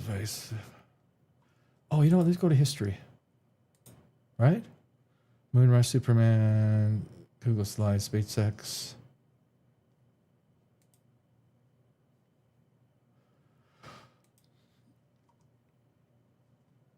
Back to the moon. Okay, we did that. That was last week's. The moon. Then we did 3 stories on the moon. History, Stranger Things, Avatar. Okay, that was from last week. I apologize, my friend. Oh, here it is. Oh my God. Oh, God. Oh, geez. I am the stupidest guy in the room. I'm the stupidest guy in the room.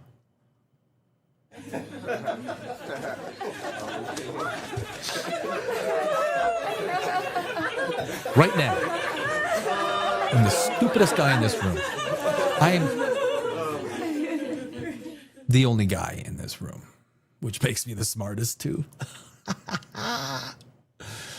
You know, I see it every time. No, I'll mention this later. Don't worry. Yeah. Okay. So, okay. So I got to. Okay. How did I? There we go. All right. We're down. We're cool.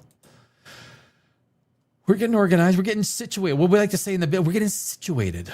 Say in the business. What business? What business? Getting situated. We're getting situated. There's a business.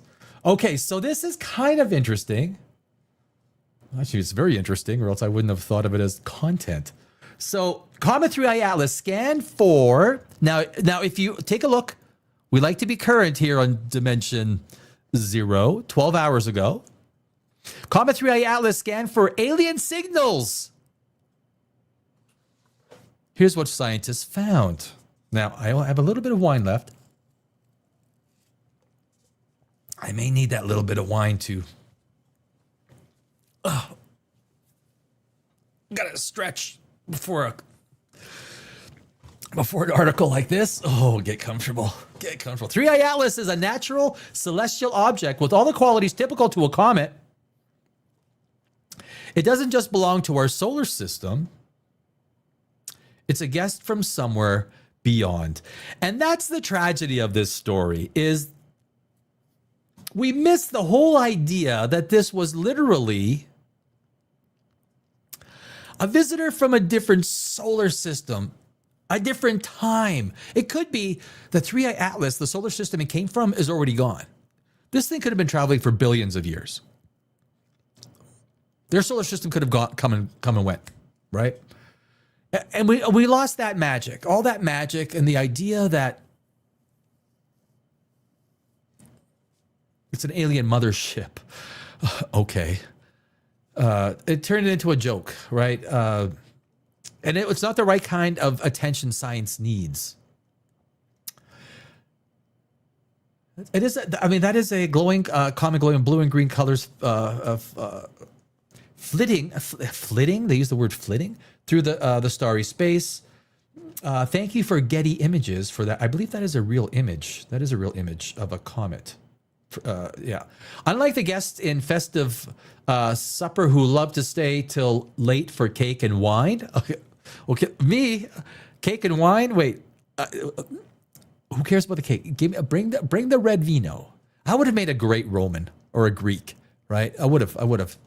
Just bring the red wine. 3i Atlas is an elusive interstellar guest who refuses to hang out for too long. Well, it is going to hang out for a few thousand years in our solar system. Ever since scientists first spotted it on NASA's Atlas telescope in Chile, the glowing comet has left them walking on a tightrope between fascination and mystery. A potpourri, God, this is some nice words. A potpourri of speculations. You just got to know, when this guy's writing this, he opened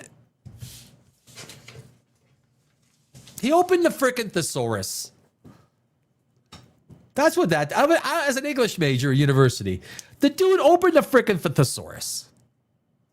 A speculation emerged about what it is, where it came from, and where it is going. Scientists around the world locked their instruments on 3i Atlas to suss out the littlest of features. They use sus. It's a great article. Cameras blinked, spectrometers flickered, and dish antennae danced as scientists on Earth hoarded their books with a wealth of details. Every detail suggested that this is a typical comet, just not belonging to our solar system. I'm not sure if that's a matter of fact. With speculations also materialized rumors. Harvard astronomer, dun, dun, dun. This is where we need like the antagonist music, right? Dun, dun, dun, dun, dun. Do I have anything like that? Do I got? No, I don't want to do that one. No, I don't. Oh, I don't have anything for. Do I have anything for Avi Loeb? Like I do. I have one. I have one for Avi Loeb. I just have one. You went full retard, man. Never go full retard. That's what he did. That's what Avi did. Harvard astronomer Avi Loeb argued that he went full retard. I know I'm not supposed to say that word. I'm not. There's no retard human beings. Every human being is valuable. So, argue that this guy's using all the great things. Harvard astronomer Avi Loeb argued that the queer object, season 5, episode 7, is an alien mothership. In a study published on the Arziv, all these crazy Arziv server, scientists examined its radio profile and confirmed that it doesn't have any technological origins. It's a good looking photo. I mean, that is happening in space. Like, this stuff is real. It really is amazing. When 3i Atlas first came to scientists' attention, their attention was hooked instantly. It is not typical of them to have come across an object that has arrived from beyond our star system. I would argue that this is going to start happening very often. This is going to start happening to the point where we have so many eyes in the sky. We know what we're looking for. We're basically covering the entire light spectrum, right? We're literally covering the entire light spectrum with all of the devices we have up in orbit and on the Earth. We'll be up to like 6,426 eye Atlas one day. It's just the beginning. To date, only 2 such interstellar objects have been detected, including 2i Borisov and the cigar-shaped Oumuamua. I have to throw in there. We never knew whether Oumuamua was cigar-shaped. We never confirmed that. It could have been 2 or 3 pieces that were going together. The only image that we ever have of Oumuamua was a tiny dot, right? It's like the pale blue dot picture that we give credit to Carl Sagan, right? That was basically the only image we've had of Oumuamua. Every image that we've had since is an artist's rendering, an artist's interpretation. But we really do not know what Oumuamua looked like. A Cuban cigar, maybe? I don't smoke cigars. Do you guys smoke cigars? You guys, yeah. Like there's some people that make cigars look really good, like Kurt Russell in Tombstone. When he played Wyatt Earp, when he's going to with Billy Bob Thornton, he's got that cigar. He makes it look so good, right? And it's not. It's well, I guess if you smoke cigars, it is, right? Like Oumuamua, 3i Atlas also displayed all the qualities of a normal comet, but as more and more data got to the scientists, they realized it wasn't an ordinary comet. At least it didn't look like it. And again, for those of you just coming in, the articles in Scan for Alien Signals. Here's what scientists found. This is new information from just 12 hours ago. To begin with, it was not just traveling in circles. Well, okay, not traveling in circles. It was racing as if running short of time.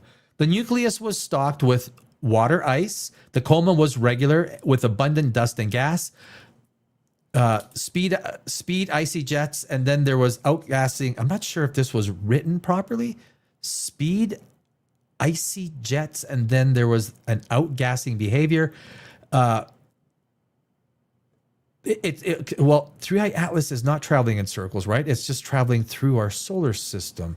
So I'm not sure. Am I missing something what this guy is saying? Because it's not. There was an outgassing behavior, an unusual electric blue color shift, which is correct. An unusual antitail. No, it wasn't an unusual antitail. And again, the antitail happens. Oh my God. This is not unusual. In one of the shows, we did an entire list of comets with antitails. There's a lot of them. What happens is when it gets close to the sun, you have these particles. Some of them are heavier particles, right? Much heavier and bigger particles in the solar wind. So the solar wind can push particles around that are its size or smaller than its size. That's fine. But the heavier particles, it cannot push. So those heavier particles make its own little tail. That's all it is. And then when the Earth comes and the reflection of the light at a certain angle, you get this antitail. It's not unusual. It's not an unusual phenomenon and an uncommon chemical makeup. Now, so the chemical makeup was uncommon. Another bit of unusualness came from its strangely fine-tuned trajectory that first hit the sun, then Mars, then Earth. That's making things up in your own mind. It really is. You can almost say that about that comet really came close to this, this, and this. I mean, the sun's gravity will pull it in. Jupiter's gravity will pull it in, right? It's just, I think, but that looks like AI. That is AI, or at least CGI. Still a great picture. Look, the only way we can see pictures like that for the most part is through AI or CGI, and AI is becoming insane. Now there's another noteworthy detail in the portfolio of its oddball tantrums. This guy's used some words, tantrum. On December 18th, when it's swept past the closest point on Earth, December 19th, if you were in the East Coast, scientists conducted a technosignature search on the comet using the 328-foot Robert C. Byrd Green Bank Telescope, GBT, in West Virginia as part of the Alien Hunting Astronomy Project. This is new information. GBT was the largest single dish radio telescope in the world. Is a key asset to the SETI search. When 3i Atlas was about 167 million miles away, that was on December 19th, December 18th if you're in the other time zones, GBT studied it and found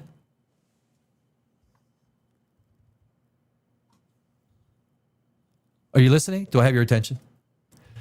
No credible detections of narrowband radio technosignatures.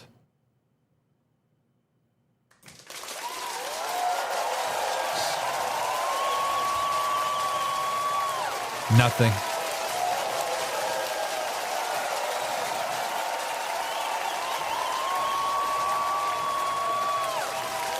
Nothing. They found nothing. Ladies and gentlemen, they found... Are you not entertained? Are you not entertained? Nothing. Where's Avi? Should I call Avi? Hello, Harvard? Hi, this is Danny Alex. Who? Danny Alex from Dimension Zero. Who? Never mind. Can I speak to Avi? Is Avi Loeb available? Hello, Avi? Hello? Hello? No credible detections.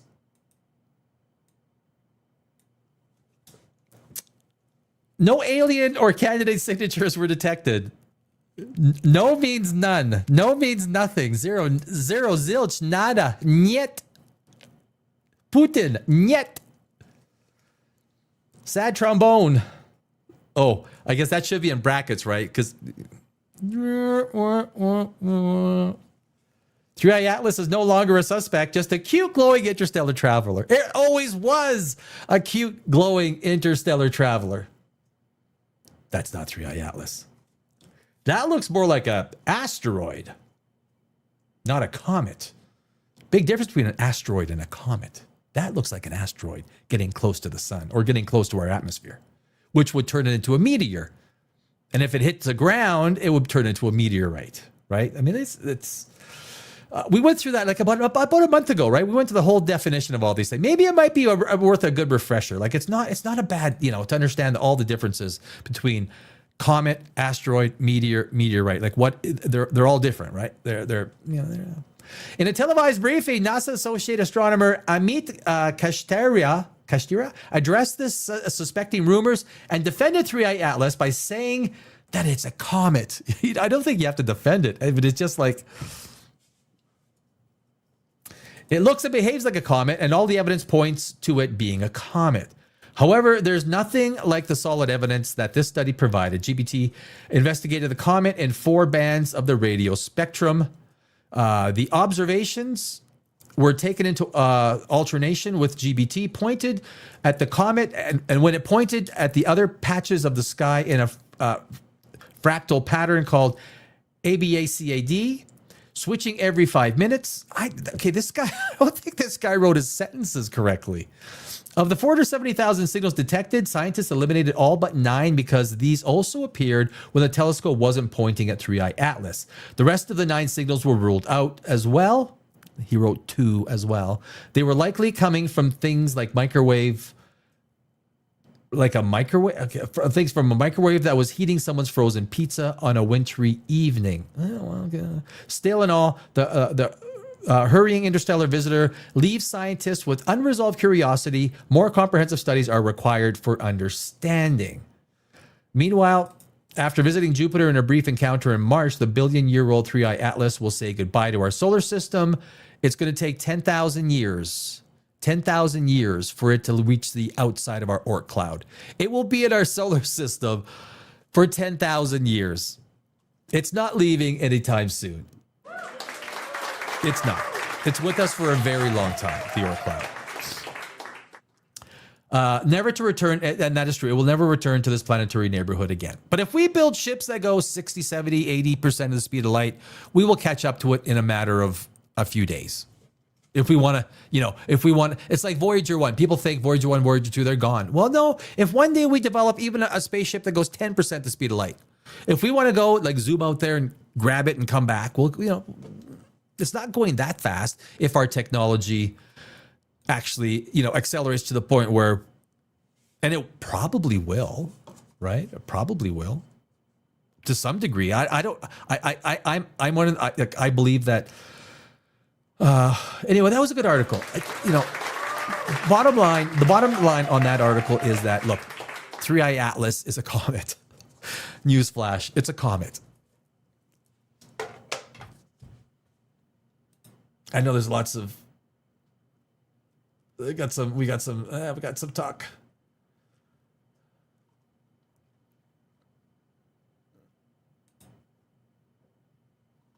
I think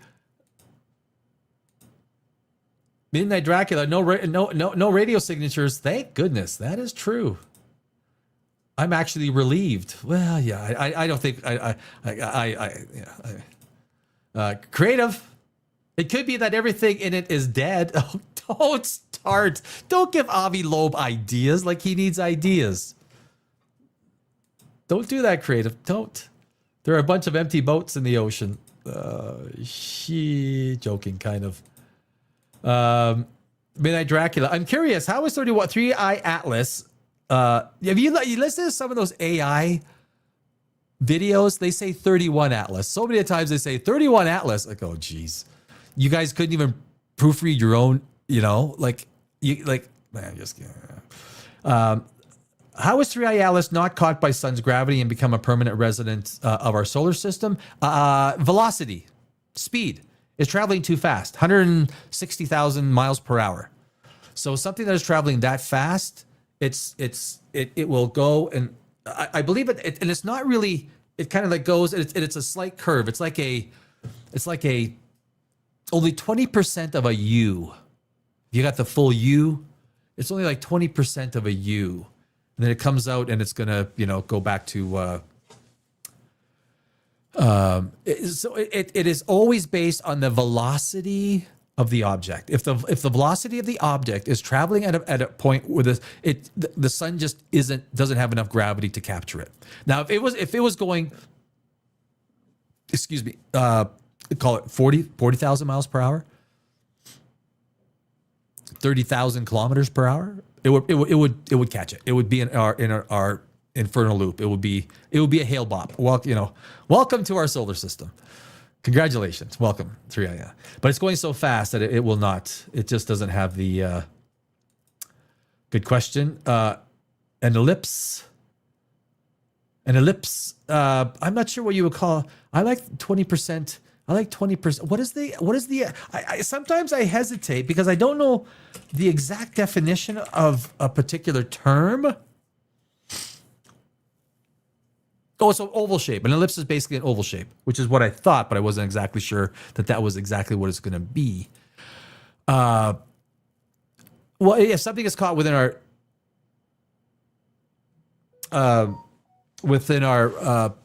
solar system, yeah, it's going to be elliptical, right? It's going to have that ellipse. Why did I not? I'm an English major. I'll tell you, man, your IQ drops like 15 points. You go live on YouTube. It really does. Midnight. The speed. Imagine if it hit, let's say, Mars at that speed. Oh my God, it would be catastrophic. If it's 20 miles across and it hit Mars, if it hit Earth, look, that's an extinction level event. That is an extinction level event. If it is 20 miles across, I mean, this is.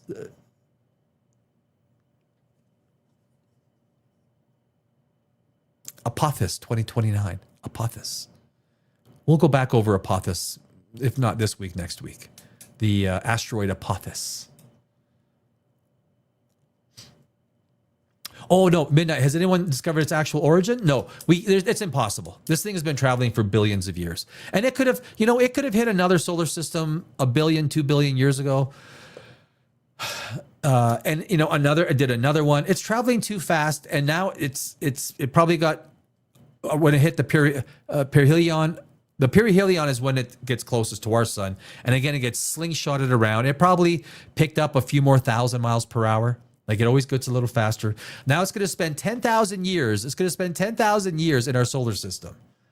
3i Atlas will be with us for, yeah. Who's calling who Chuck Norris? Mark. You calling me Chuck Norris? Yeah, okay, I'll take it. It's going to be in our solar system for 10,000 years, 3i Atlas. It won't get out of our Oort cloud until 12,026 CE. AD.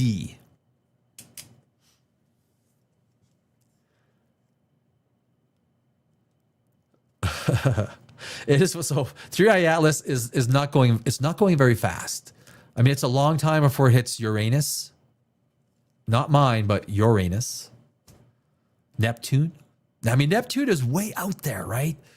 You got to think how far Pluto is. How many billions of miles is Pluto? Do you guys know? Show of hands. Distance. Oh, hold on a sec. Distance. Pluto from the Earth. Well, let's do the sun. Distance from the sun, not in AUs. And let's do miles. Oh, 3.7 billion miles. 3.7 billion miles. 5.9 billion kilometers. but it varies significantly because it's an elliptical orbit ranging from about 2.8 billion miles at its closest to 4.6 billion miles at its farthest, sometimes even crossing inside of Neptune's orbit. I did not know that Pluto actually crosses inside of Neptune's orbit sometimes. I literally learned something today. Average is 3.7 billion miles. Closest is 2.8 billion miles. So let's do distance Neptune from the sun in miles.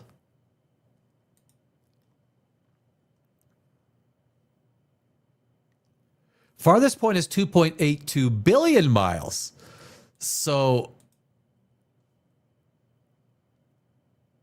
so by 200 million miles, Pluto actually gets inside of Neptune's orbit. By 200 million miles. That's pretty amazing. I did not know that. But there's literally a time, because the farthest Neptune is 2.82 billion miles, and the closest Pluto gets is 2.8 billion miles. It's a 200 million mile difference. 200 million miles is 2.3 AUs, and that's quite a bit, right? 2.3 that's pretty far. You Chuckmologist. What are you guys talking about in chat? Chuckmologist. I kind of like that. Please, who started the Big Bang? It was Chuck Norris. Boy, Midnight. Look, man, I am not worthy of that. Like, I need Chuck Norris knocking at my door. It's like, I heard you're taking my title. I was like, Chuck, no. I met Chuck Norris a couple of times. I think I mentioned that. Chuck is. Wait, you ain't Chuck? No, I never. Dude, don't. I'm not. Look, the fact is, 3i Atlas will fly by the orbit of Uranus eventually. I'm not saying anything else. Let's say that's Uranus is the planet after Saturn, just before Neptune. Okay, it's Uranus. It's Uranus. Chuckmologist. Pancakes with buffalo sauce. Zone. DJ. Or what started it? Creative. I hate when I put garlic bread. Garlic bread. I can't stop eating. Oh yeah. Oh, garlic bread. Yeah. Yeah, I know. It's like when you're cooking a steak on the barbecue and you'll make some. You make the garlic bread beforehand just to get some. You finish the whole loaf of garlic bread before the steak, right? It's like, I know. Yeah. I bet bro could roundhouse Uranus around the sun. I know. Chuck Norris could. Chuck Norris could. Every Wednesday is Chuck Norris Day, you guys, right? We're back at it. We missed 2 weeks of Chuck Norris. Every Wednesday we do 12 Chuck Norris. How tough is Chuck Norris memes? It returns in 46 hours. 46 hours. Can you revert it to AU? My brain registers AU's light years. Yeah. Did I do that to a certain degree? The distances? Oh, yeah, shoot. So, yeah, I know, I understand. I should have did it in AUs. Yeah. I mean, that's some people do that. Yeah, every 7 years, Pluto and Neptune change places, kind of. It's the same too with Pluto. Oh, I love Pluto. I think Pluto was. There's a crime there when Pluto was taken off of the list of planets. Every time this guy does a push. And he a push up, he pushes down the Chuck pushes down the earth. You're damn right he does. That's exactly and yeah. Have you seen him at 85? Have you seen Chuck Norris at 85?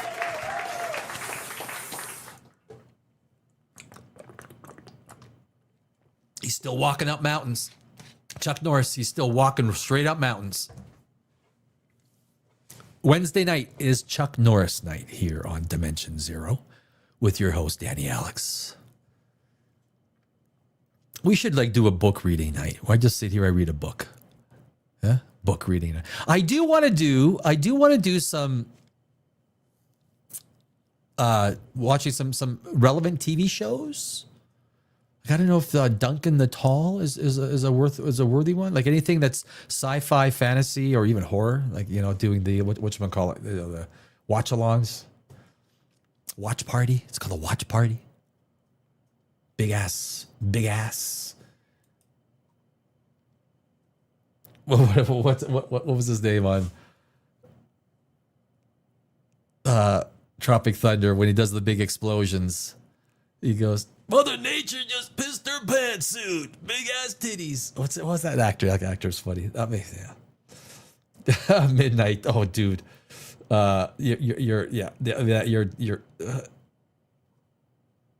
He's using glasses like Clark Kent. Mark, yes. Clark Norris. Oh, you guys. We should watch Walker. Oh, yeah. Well, that's exactly it. Pluto isn't a planet. Its orbit's too regular. Well, and it's too small, right? It's given the size. It is. I would love to spend be on a rover and just drive around Pluto, take some pictures, come back. Hey, look, guys, I got pictures of Pluto. This is the mountain range. We camped outside this mountain range for 2 days and we built a fire, and it was like really cool. Watch Texas. Yeah. You got to do that. Danny Norris. I don't know about eight doggy. Who votes on remaining planets? Is that some kind? Yeah, it is a panel. It's an international panel. They vote on that. Yeah. Simpsons. Golden age of Simpsons. Danny McBride. Is the actor on Tropic Thunder?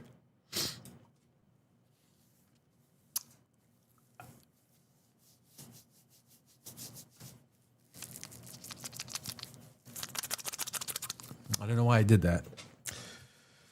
Because it's live TV. Who was it last week thought I was an AI avatar? Oh, what was the guy's name? Half the show. It's like, you're an avatar. You're AI. You're AI. Would an AI do this? Maybe that's why it started me on some weird. So now this just came in, guys. Literally. News, and while we're on air, this news came out. Let me set this up, and this all goes with the Kessler effect, or the Kessler syndrome, right? It is. I think it's screaming news myself. Why is that not coming up then? Oh, I see. I got it. No, I got it. Okay, I'm cool. I got it. Let's do this. Let's see. Oh, we got to get rid of Mark. That's a good looking profile pic. I love profile pics. Oh man, it's like there should be like some sort of a Hollywood award for best profile pic on. How come? Okay, stop sharing. I'm not sharing it. Okay, there we go. So. Can I get rid of the advertising? I think I can. I did. I can, and I did. So this literally, if we look at the time here, 3 hours ago, and the Kessler syndrome is basically the syndrome, where I've done a video on it, and I'm doing another video on it. I'm doing too many videos. Where this basically, if you watch the movie Gravity, right? One satellite explodes. The debris field expands, it hits another one, that expands, it becomes logarithmic in scale, right? It becomes literally, the debris field becomes logarithmic. At which point in time it takes out every satellite within that orbital field. Will it spread? It could spread. You don't know because satellites are built out on certain stages. But this just happened. Space particle slams into Spain's new communication satellite high above Earth. The extent of the damage to Spain's Sat NG2 is unknown. And of course, these particles can take out the entire thing. It doesn't take much, a given velocity, much mass to turn into some really serious damage. The fate of Spain's newest communications satellite is up in the air. I mean, literally, right? Spain Sat NG2 was the second military communication satellite launched for Spain last year. It was on its way to an operational location in geostationary orbit when it was struck by a piece of by a space particle, according to a January 2nd statement from Indra Group, the majority stakeholder of Hisdesat, which owns and operates the Spain Sat NG2 satellite on behalf of Spain's Ministry of Defense. It was launched on SpaceX Falcon 9 rocket. Oh, actually, we watched that. Creative. That was on Friday night. Remember, Creative? You were the one that brought it up. Hey, for the Falcon, and we watched it for like 5 minutes, right? Remember that, Creative? And that was the satellite on Friday night that we watched. Launched from Cape Canaveral Space Force Station in Florida on October. Oh, sorry, it wasn't. Was it October 23rd? Oh, shit. Damn. It would have been a great coincidence. It would have been a great moment on Friday night if that would have been the one. The satellite was meant to complete a secure communications constellation duo, but now may not get that chance. All I had to read was 10 more words, and I would have... That was the launch, right?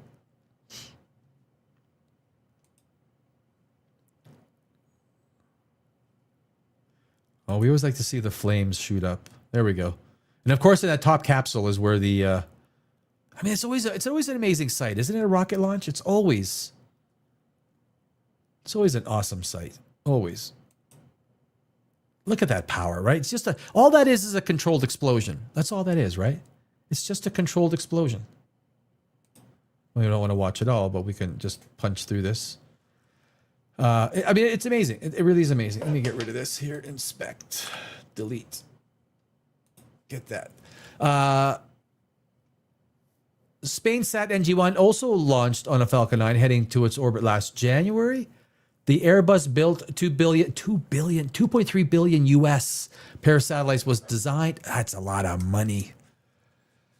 As an advanced government communication system in Europe, since its launch in October, SpainSat NG2 has been slowly making its way toward geostationary orbit, but its status since the collision remains unknown. So it might be a minor collision, but it could also be a collision with space debris that renders it useless.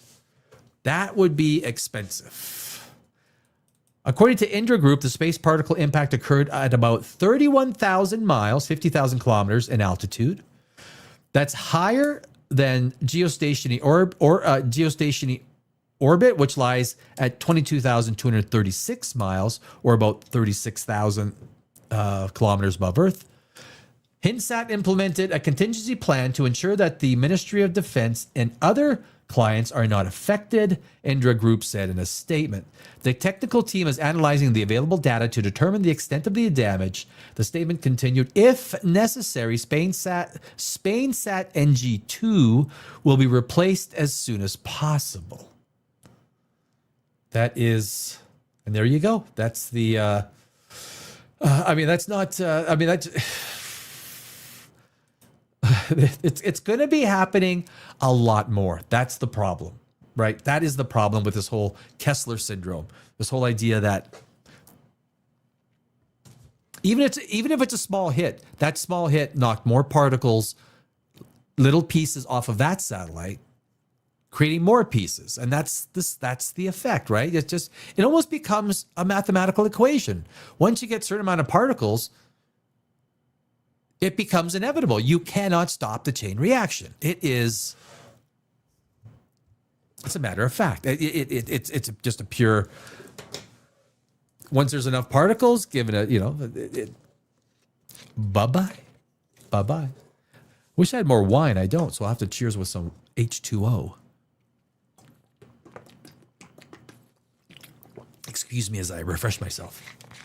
So that is, so there we go. So AI Atlas. I think that settles AI Atlas. Right? I think it does. With what we just read, There's nothing. AI 3i Atlas is nothing but an alien comet from an alien solar system. And the only thing that happened during these last few months is Avi Loeb got a Netflix deal. That's the only thing. That's the only thing. Avi Loeb got a Netflix deal. Yeah. It should have been the laughs. That's the only thing. Yeah.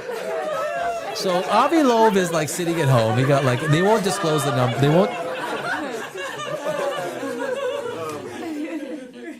They won't disclose the numbers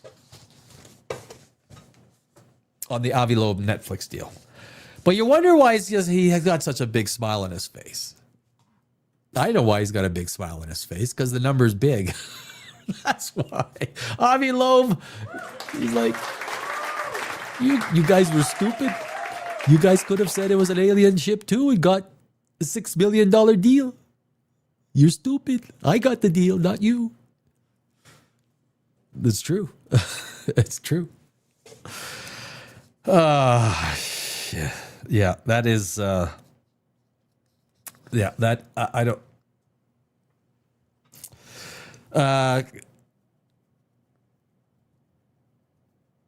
geez, 2026, it's 5 days into 2026.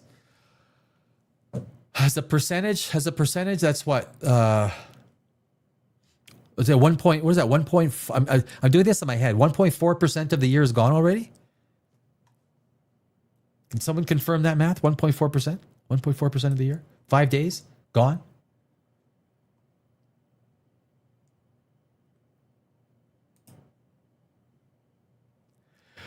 All they want now is a space tether so the inexpensive rocket won't be necessary anymore. Oh, that's an interesting. Do you think Beetlejuice, oh, yeah, it will explode in our lifetime? That's a great question. No one knows, right? Nobody knows. And of course, 5,000 years in a star's life is 1 day in our life. So if it explodes 5,000 days from now, or 5,000 years from now, it's virtually, it's almost real time for a star, because Betelgeuse has probably been around for what, 10, 12 billion years? At least 10 billion years, right? I don't know if it was it, I think it was a yellow sequence star that went supernova, or not supernova, but red supergiant, just like our sun, but it's much bigger. It's much bigger. Actually, it would have to be a huge yellow sequence star, because I think it has got like 5 or 6 times. Well, you know what? I got the internet right in front of me.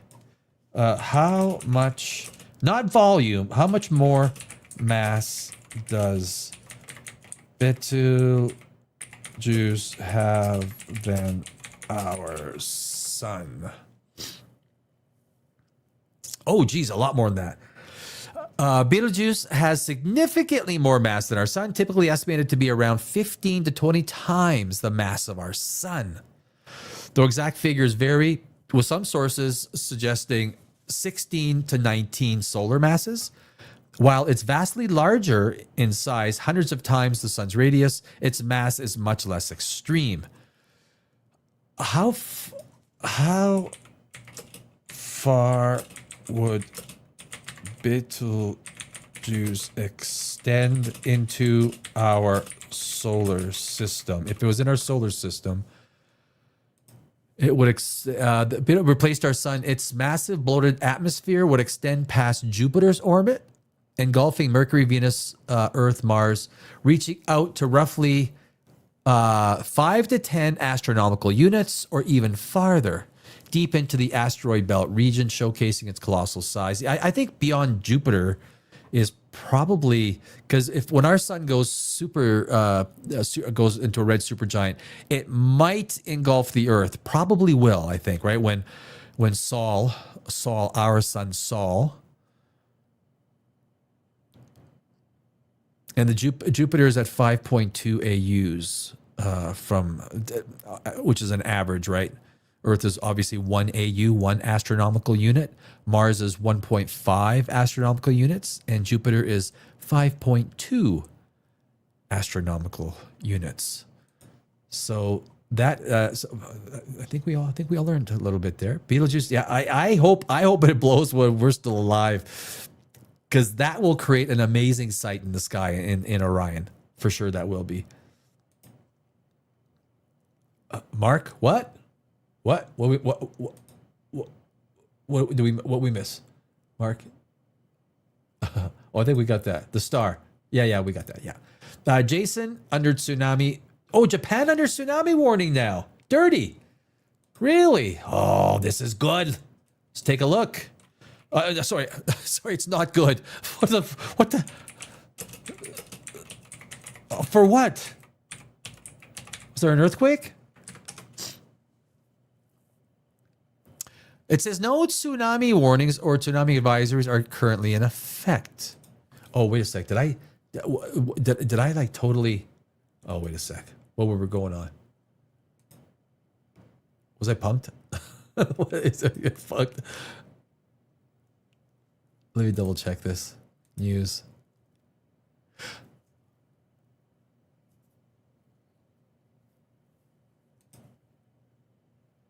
Unless it just happened. But it doesn't say there's anything. Doesn't say there's anything.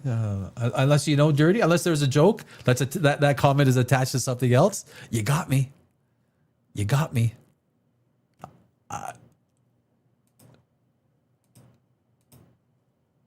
For real? Scary? Yeah, I don't know. 7.5 earthquake. 7.5?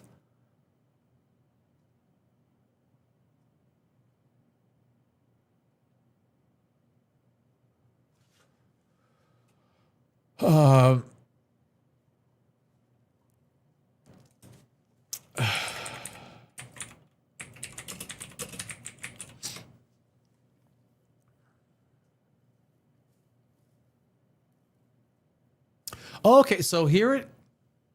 Okay, so now it just came up this time. So this is moving fast, real time. On January 6, 2026, local time, a preliminary 6.2 magnitude earthquake struck western Japan.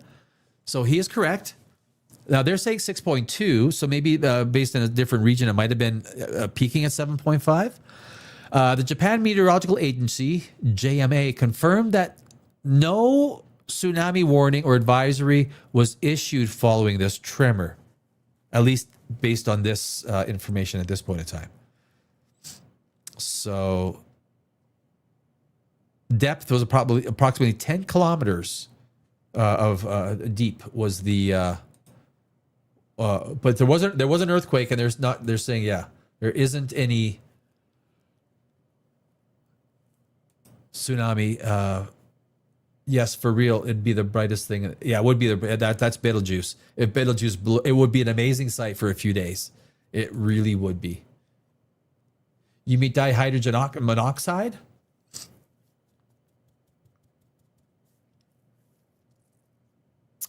What was that one for? Sun causing trouble. Well, Betelgeuse is a dying red dwarf, I believe. No, not a red dwarf. It's a red supergiant. A red dwarf is tiny, right? Well, it's much bigger than Jupiter. So a red dwarf has to become a red dwarf, you have to be at least 50 times bigger than Jupiter. But it's still a fraction of the size of Lisa Loeb performs much better.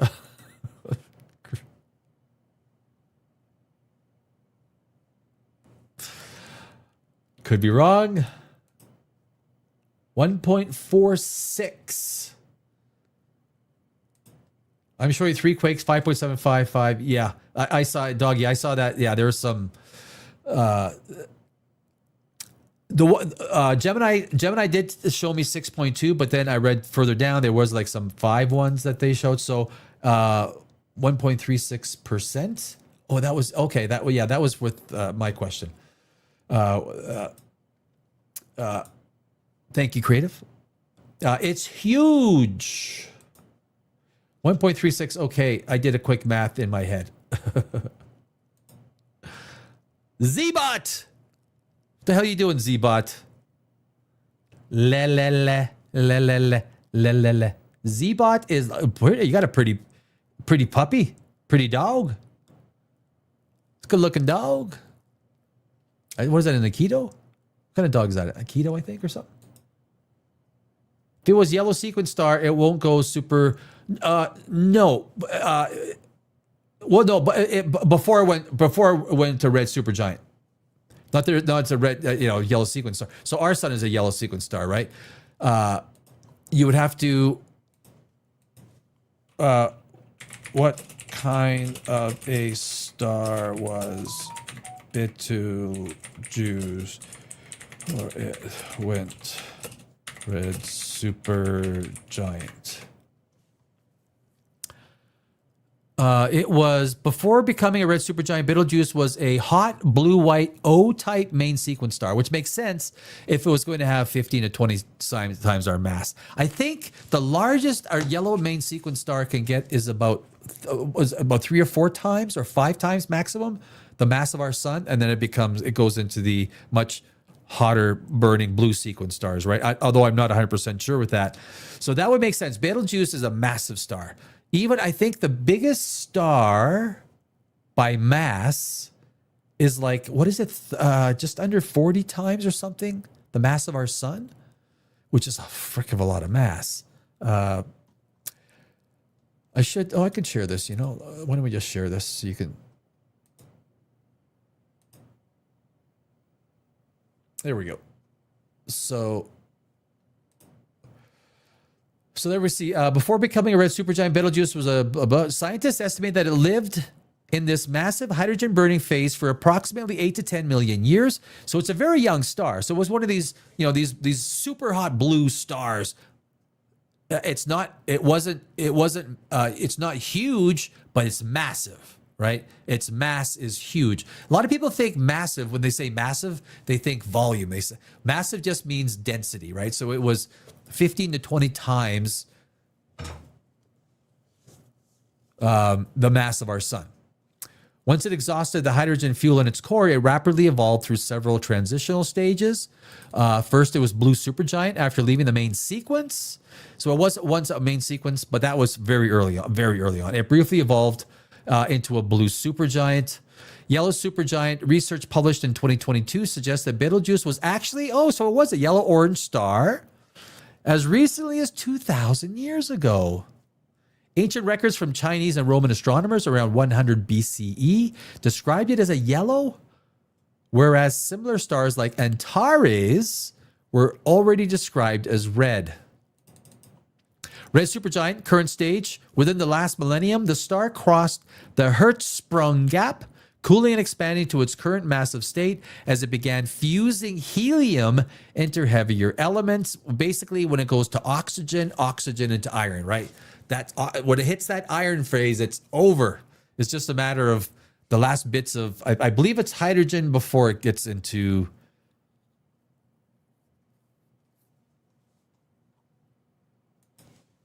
What is the sequence of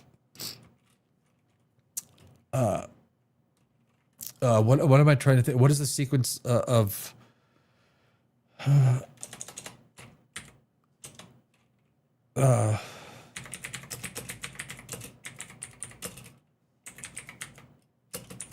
before it gets to iron?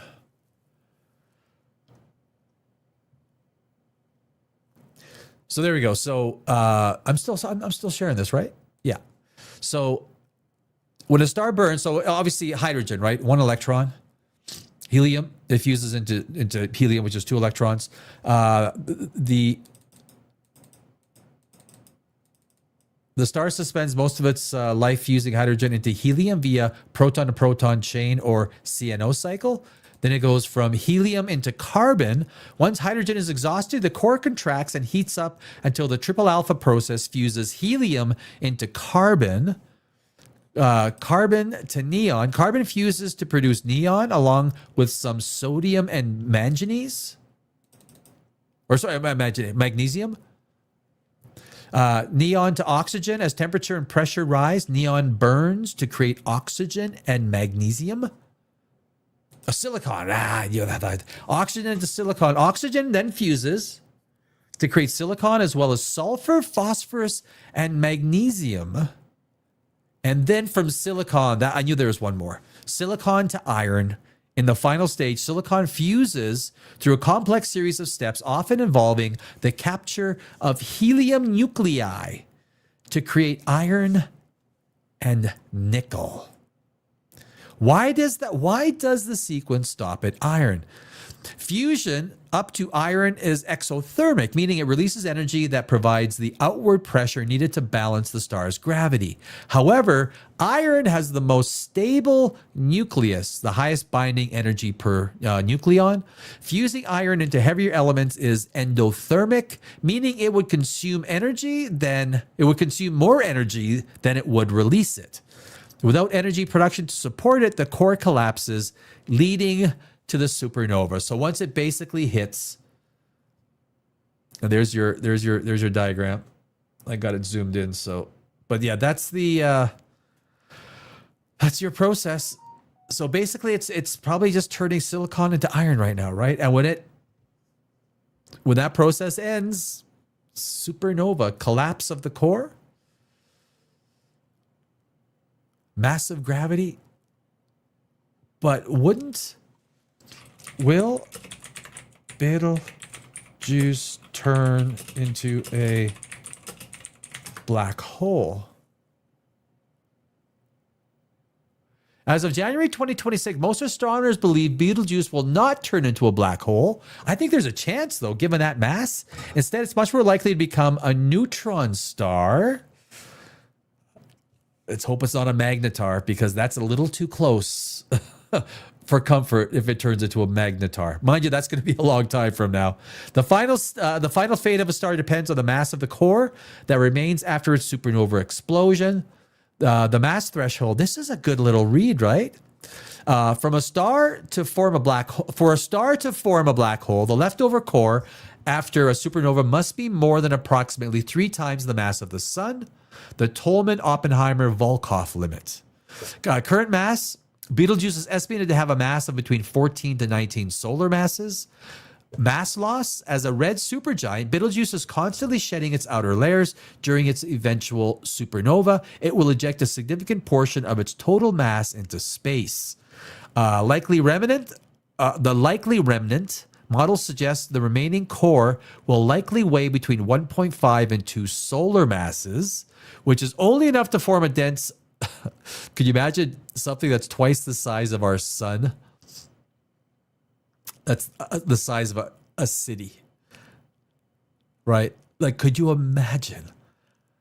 A teaspoon weighs hundreds of billions of tons. Beetle Buddy. Yeah, did you guys hear about the Beetle Buddy? Betelgeuse does have a Beetle Buddy. Recent discoveries on January 5th, 2026. We knew that, I thought, last year on January 5th. Wait a sec, that's today. But I did a video on that last year. Maybe they're just confirming it now? On January 5th, 2026. That's literally today. What the hell? We're breaking news right now. Researchers confirmed that Betelgeuse has a small binary companion star named Betelgeuse B or Siwara. Now, because I did do a video on this, I think 4 months ago. But maybe they just confirmed it. Like literally today. They said, hey, we confirm, Your Honor. Impact of evolution. This companion is expected to be consumed by Betelgeuse within the next 10,000 years, if it doesn't go supernova. Altered fate. A merger could inject more mass, because I believe that this star is about 5 to 7 times the mass of our sun.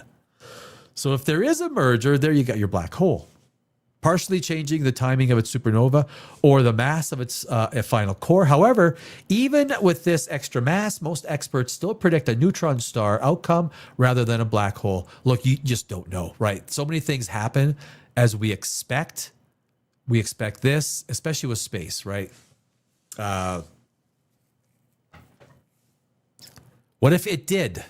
If Betelgeuse defies expectations and collapses into a black hole, I think a magnetar would be more dangerous, actually, A super powerful magnetar. Because if it has a hissy fit from that distance, which is like 1,000 light years, it has a big hissy fit. A magnetar, it could do a lot of damage. It could possibly even wipe us out.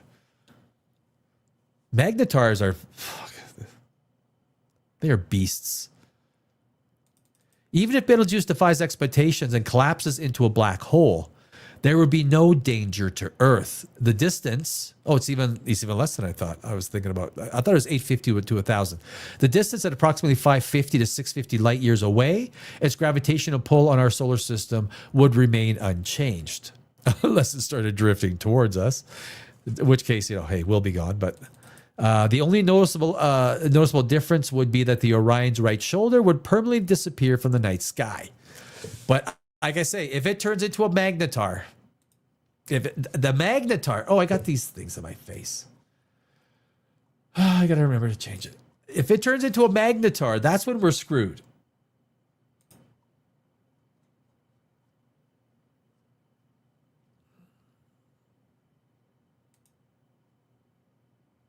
The magnetar could wipe us out.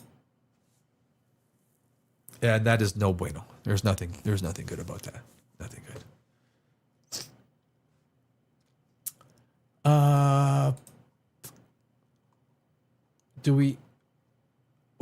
Let me check.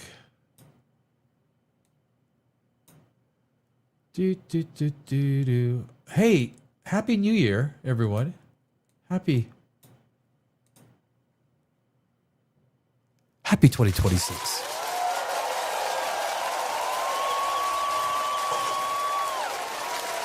I got an empty cup of wine. Empty. Oh, yeah, I got a drop in there. I had a drop.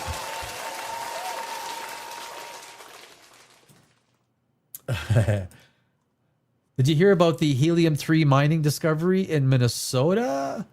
Helium-3 is pretty significant. Wait a sec.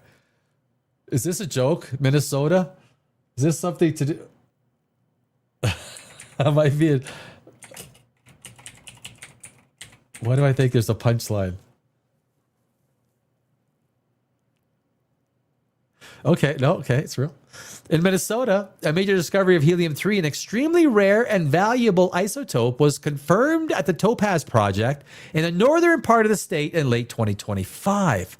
This discovery is significant because helium-3 is typically only found in trace amounts on Earth and is more commonly associated with lunar regolith. The location of the Topaz Project is located in northern Minnesota, near Babbitt. Concentration, laboratory analysis of samples from the Jetstream number 1 well revealed sustained helium-3 concentrations of up to 14.5 parts per billion. That's pretty high, isn't it? I'm not a mining expert. I have a friend who's a mining expert. These levels are comparable to those found in samples brought back from the moon by Apollo missions, which average around 4 parts per billion. Helium-3 is estimated to be worth approximately 8.7 million per kilogram, making it about 100,000 times more valuable than common helium-4.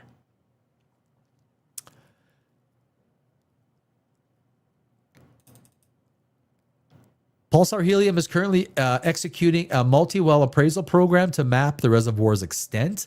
The Jetstream number 3 well reached its total depth in November 2025, and drilling of Jetstream 4 commenced shortly after. So they're doing those like assay results. Is that right? They dig holes to get assay results to find what's down there. Future development, the final investment decision for full production is expected in 2026, with a potential plant construction contract to follow. Technical challenge, there's currently no commercial scale technology to separate helium-3 from helium-4. Pulsar is actively seeking research and technology partners to develop these methods. And it is a nuclear force, right? Helium-3 is considered a fuel of the future due to its potential applications in nuclear fusion, not fission, but fusion. as a potential fuel source that produces minimal radioactive waste, which would make it hugely valuable. Quantum computing used in specialized cooling for ultra-low temperature environments. National security essential for high-efficiency neutron detection in nuclear security. So there you go. There you go. We're even more smarter.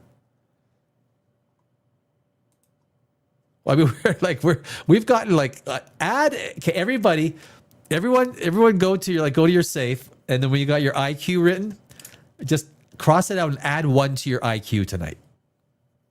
Add 1. You got to at least add 1. Everyone gets an IQ point tonight. We've done so much.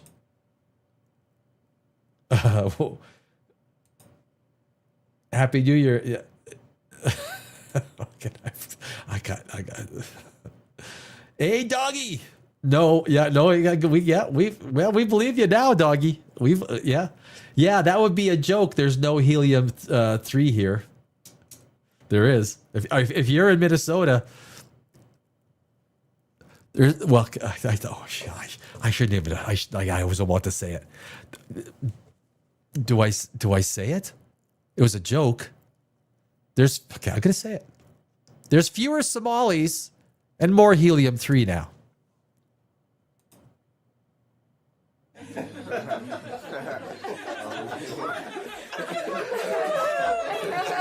Oh, Mjolnir. That was Mjolnir. I didn't even notice it was Mjolnir. Mjolnir's back in the house. Oh, man. But it is helium-3, Mjolnir. I just read that they just found it. But the separation, they got to separate it from the helium-4, which is the problem. Helium-3 is the key to fusion energy, is the same type of energy that generates our atmosphere. It is true, doggy. Some of that fusion machinery they have been seeing up there, it's insane. Yes, that's what we want to the moon. I went to get the helium-3. There would be pretty much set for energy and fusion for 100 years at least. Yeah, if we perfect fusion, look, that's why I've always been against this whole Dyson sphere BS. Dyson sphere is a 1964, or sorry, the Kardashev scale is a 1964 Soviet Union era creation. When Soviet Union thought everything is bigger, it gets bigger is better, right? We build the Tsar bomb. We build Tsar bomb and we drop it on people. We build Tsar bomb. It's big, right? It's big. No, it's small. Small is bigger. So, we're breaking apart atoms. We're using helium-3 for fusion. No advanced civilization is going to waste their time building a Dyson sphere. We've mapped millions of stars in our galaxy. Not one has a Dyson sphere. And just then, even if you built a Dyson sphere, even if you took 10% of your sun away and you dropped that 10% of the sunlight hitting the Earth would dramatically change. You want to talk about global cooling? Yeah, it's cool, man. I'm here to be messed with. That's what that's what I'm here to be messed with. Hey, doggy, you laughing away. Ha ha. Sorry, I always take the chat off the rails. No, that's good. Hey, that's one of the great things I like. If something is brought up in chat, to do a search on the internet is fast, and we all get to learn and read something that we may not have learned or known before. Whether it's Betelgeuse, whether it's helium-3, whether it's Japan earthquakes. It's the beauty of being live and having a lot of people kind of throw in their 2 cents in, right? Hey, it's Creative's birthday next week.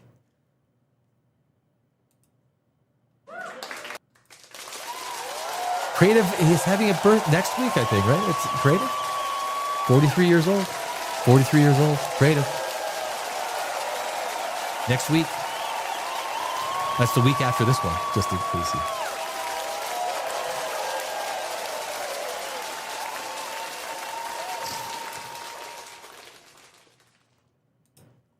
No, that's more like a type 8 civilization. Type 8 civilization. Did you ever get a chance to see Altered Carbon? Carbon? I have not. I have not. I have, nope.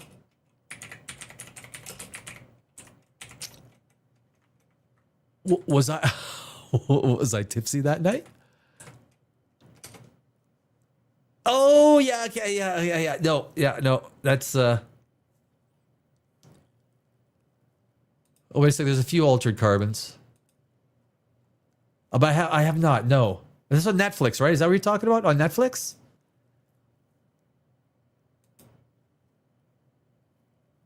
Soviet mindset is basically quick results while ignoring the long-term consequences. Yeah, basically. I mean, it's like even Freeman Dyson. I should, you know what? I've wanted to do his interview. There's an interview that I took excerpts for one video, but there's an interview that is really fascinating with Dyson Freeman.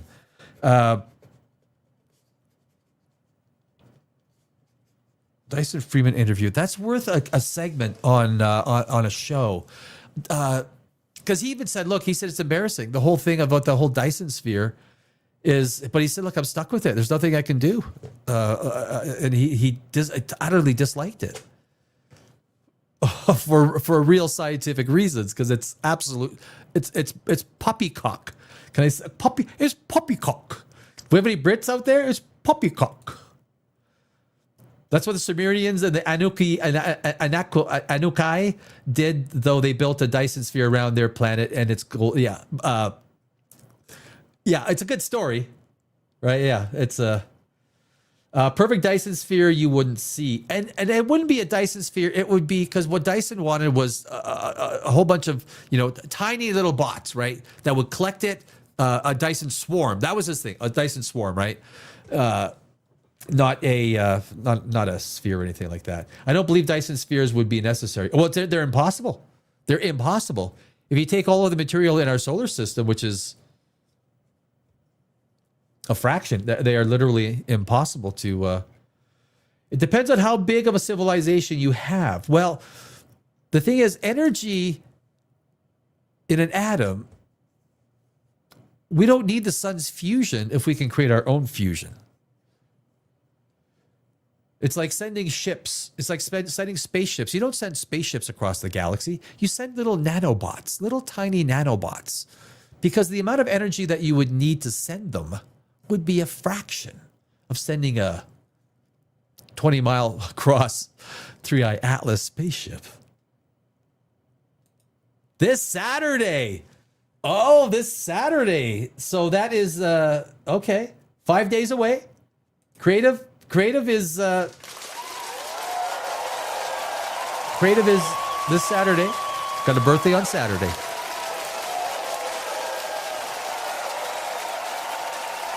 The creative creature, my friends.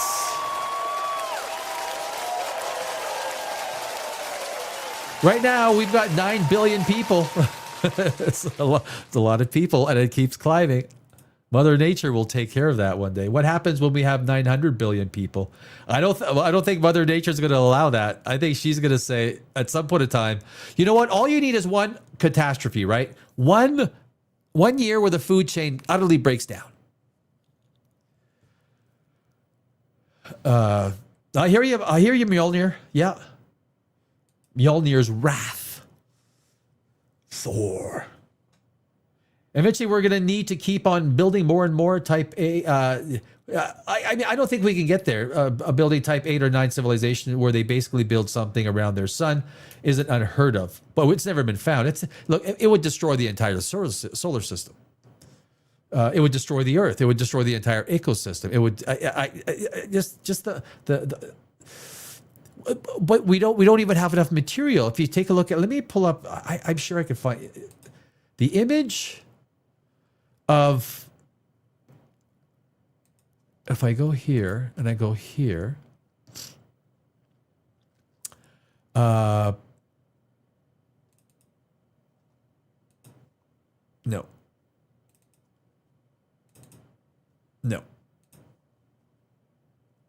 The There's only one image. Okay, you know what I can do actually? I can do.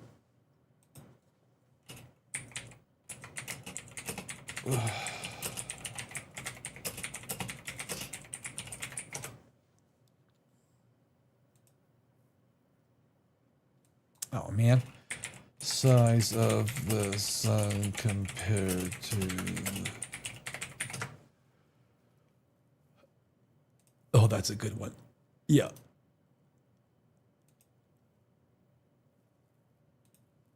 Oh, no way. Give me the big one.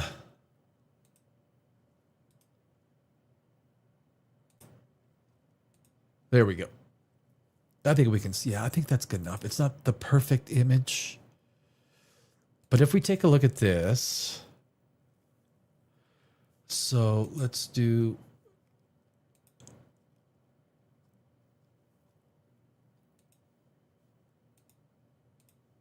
So, I mean, this is basically, the basic, this is the sun. And there you have our 4 little rocky planets. Mercury, which is a speck. You could absolutely tear the entire planet of Mercury apart. And that little speck right down there, that little tiny speck, it wouldn't even come close to building. Then we take apart Venus and Mars. Do we want to take apart the entire Earth? There's not enough material. It'll never happen. So the idea of having a little swarm, which is what Freeman Dyson wanted, what was his thought. It's an impossible. You're not and the asteroid belt only has about material which is equivalent to Mars. A Dyson sphere is absolutely 0% chance. It is a 0. It's not even possible. 98.6% of all the matter in our solar system is in our sun. Where was I? Yeah, that's the whole point. If all the planets around our stars were mined, yes. Well, it wouldn't even come close though, right? You know how much it would take so much energy to break apart those planets. It's not even the energy input versus the output doesn't even make sense. Even the gravity of the sun, right? The gravity of the sun would utterly ensure, and the amount of radiation, the heat, the amount of radiation that's even hitting Mercury would kill a human being, like within seconds. There's so much radiation. It's a art imitates life is life imitates art, and the concept of the Dyson sphere was actually postulated on Star Trek: The Next Generation. Yeah, they took a lot of things and they made it real. The Next Generation, I like The Next Generation. Our planets are too small to ring around the sun. Creative, yes. Si, senor. Oh, it's a Happy King's Day tomorrow, guys. Happy King's Day. Dia de los. If you're from Mexico, you're going to be having some cake tomorrow. It's a holiday. One of the biggest lies that we were told is that our solar system just formed. It didn't. It's been periodically expelled from our sun. Yes. Estimates suggest that there are up to 30 planets in our solar system. In 1999, the sun gave birth to a new planet. NASA went on military lockdown. What planet is that? Wasn't it spit out from our sun? Planet X, Planet 9? Even if we reach the technology to construct one, we shall never construct a Dyson sphere. Yeah, and that's... Yes, all the planets were including the Kuiper Belt that surround us. Yeah, the Kuiper Belt, and yeah, there's not much hard stuff compared to, like, look at the sun. Our sun is gargantuan. What about the asteroid field that surrounds us? It only has... I think equivalent to Mars. How much debris is in the asteroid belt? The asteroid belt contains millions of asteroids with 1.1 to 1.9 million times larger than 1 kilometer. and countless smaller rocks, but it's mostly empty space. The objects spaced millions of kilometers apart. Size, total mass. Oh, so the total mass and density. Oh, so let me share this. Why am I not sharing this? This is good info. Oh, there we go. Yeah. Okay. So here we. So quantity and size. Large asteroids. Mass and density. There we go. So the total mass less than the moon. So it's even less than Mars. Was Ceres accounting for roughly a third of it. So Ceres is a third of the. It's not really an asteroid belt. It really isn't. Yeah. It's very little stuff. Every image and every video you see on YouTube and everything has this thick. People think, how did Voyager 1 and Voyager 2 able to get their way through the asteroid belt? It's simple. There's not much asteroids there. There's a lot of stuff there though. Myth versus reality. Despite popular sci-fi, it's not a dense field. Spacecraft pass through with little risk as depicted in films. Of course, Ceres is the dwarf planet. I don't even think it's a dwarf planet, is it? The largest object holding about 30% of the belt's mass. Vesta, yeah, these are some funny shaped little big rocks. Vesta, Pallas, and Hygeia. The next largest, making up a significant portion of the total mass. So you basically take 4 objects and you've got half of the entire asteroid belt. So it's a little bit of a misnomer calling it an actual asteroid belt. Let's get back into... Oh, so you know what? AI. I wanted to do this. I got some pictures. I have a new video that I'm releasing. And I think I told some, if you guys were watching... There's all new AI models that dropped. All new. These AI models are insane. Insane. Crazy. January 1st, a whole bunch of them dropped. And so the video that I'm creating with them, because, you got to get video assets. And for a lot of things you can't do. But what I was able to do, I'll show you some pictures. I'm going to release the video either tomorrow. It's not going to be as polished as I want to because I want to get to other videos, and I'm still learning a lot of the prompts and everything with this new AI stuff. But these are pictures. I might, but these are pictures.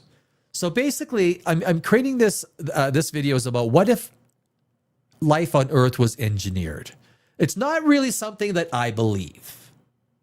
But the concept of it, if you take the Prometheus idea, from a science fiction idea, I mean, does it have a chance of being science fact? Yeah, some people are going to say, you know what? Yeah, life. There's a chance that life was engineered. So I created these engineers under the idea of, and these are just some of the pictures of the videos that I made. That the video is incredibly real. The sunlight, the rain, all these little elements. So there's a laboratory where I have these engineers. I guess they're always called that. That's kind of like the default. I call them biolife engineers. And this is the city that I was able to quickly create in seconds, create the right prompts. It took about 3 or 4 different prompts to get in there and to really get the idea that you want. And if you don't get the idea, you just got to change, so it does cost a bit of money, but nothing like, so if I was going to get an 8 foot tall guy, and I built this set, it would cost me hundreds of thousands of dollars. When you see the video, you're like, fuck, that looks real. It does look real. It's insanely real. But these are just some of the images of, so I have this whole idea of a human engineer, and I create this kind of story with this new video. But this is kind of what, I don't think I uploaded any, you see, so in the background I have humans, basically like these are kind of the same idea. My thought was, if these biolife engineers had the ability to manipulate DNA at an absolutely crazy level, they would have perfect body shape. They would have strong body shape. And you could argue that maybe it will be the opposite. They'd be, lean in. But in this case, I thought, well, okay, they would create these significantly strong, probably, but they also, also the brain, right? Doing things with the DNA, if they're experts in manipulating DNA structures. And this was sort of, so the idea, it was very, very different than what Prometheus did. From my perspective, they literally have very little, almost like a Spock mentality, but they are genetically almost perfect given their genetic engineering capabilities. So if I could pull up one video, but I don't want to put up, but it's just the kind, maybe I'll just do this video. I don't even know what this one, I'm not even sure if I use this one, because you can do 5 or 6, 7 different videos and you might not like 3 or 4 of them because something happened that wasn't exactly, okay, that one little thing at the end. Yeah, I didn't like, so the vial that he was holding was incorrect. But anyway, you can see the rain, the sunlight, everything looks freaking real.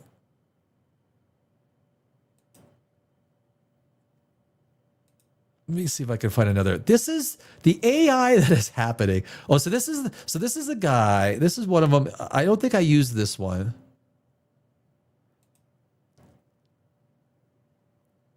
So this is a spaceship that I contrived. Yeah, I didn't use this one because his skin texture turns fleshy, and they have sort of white skin. I look like, if you ask yourself, what actor? Well, who's the actor? Like some of these sequences look so freaking real.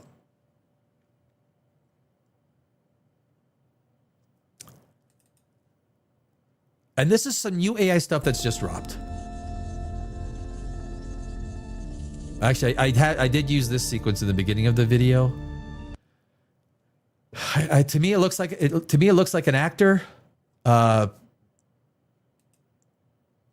Looks like I used an actual. Hey, I was 20 years in Hollywood. I am a screenwriter. This one is.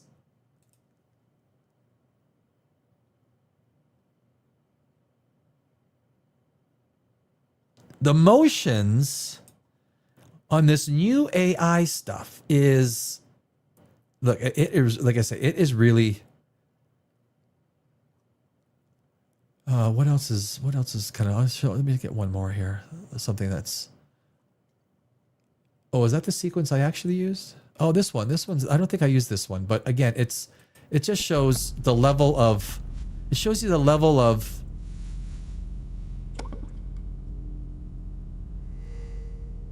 oh, the dimension zero's in the way. You can see, so if these are bioengineers, so I put cylinders of, human test figures in there, that they're basically bioengineering life on Earth. And I had to create some sort of a cylinder. I thought, well, kind of a green, fuchsia, purple. But the walking looks real. The hands, the veins in the hands, the grabbing, the facial features, everything looks AI. So this is new stuff that dropped January 1st for some of these models. And there's more models coming out. There's more models, it is happening so fast that I try to keep up with everything AI, everything.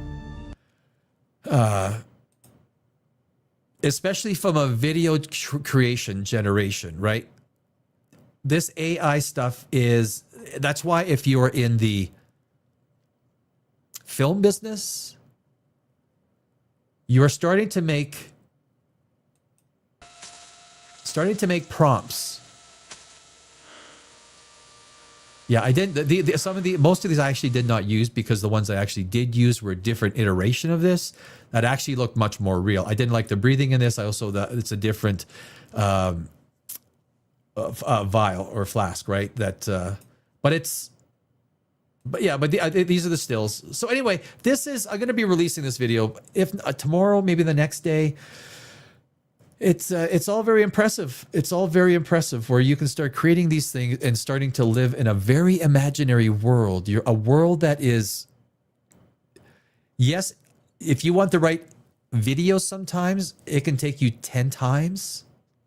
And sometimes you just stop. You're like, okay, I can't this. I'm not going to keep spending, throwing money at something that, you try maybe a different model, LTX-2, or you try, VO3 is crazy. It's expensive. But all of this stuff is, it really is.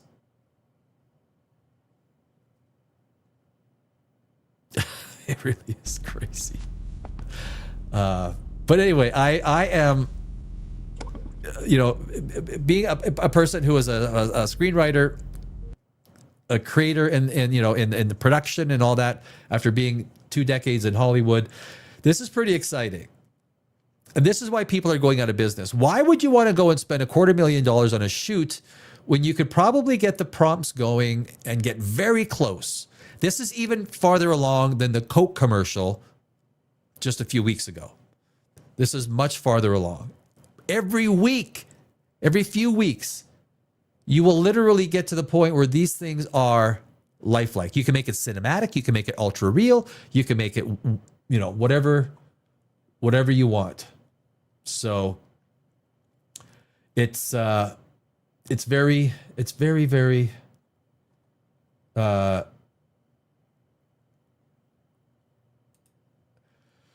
I know there's a lot of comments. I can't get them all. But is writing prompt the new programming? Yes, it is. It's understanding the different AI models.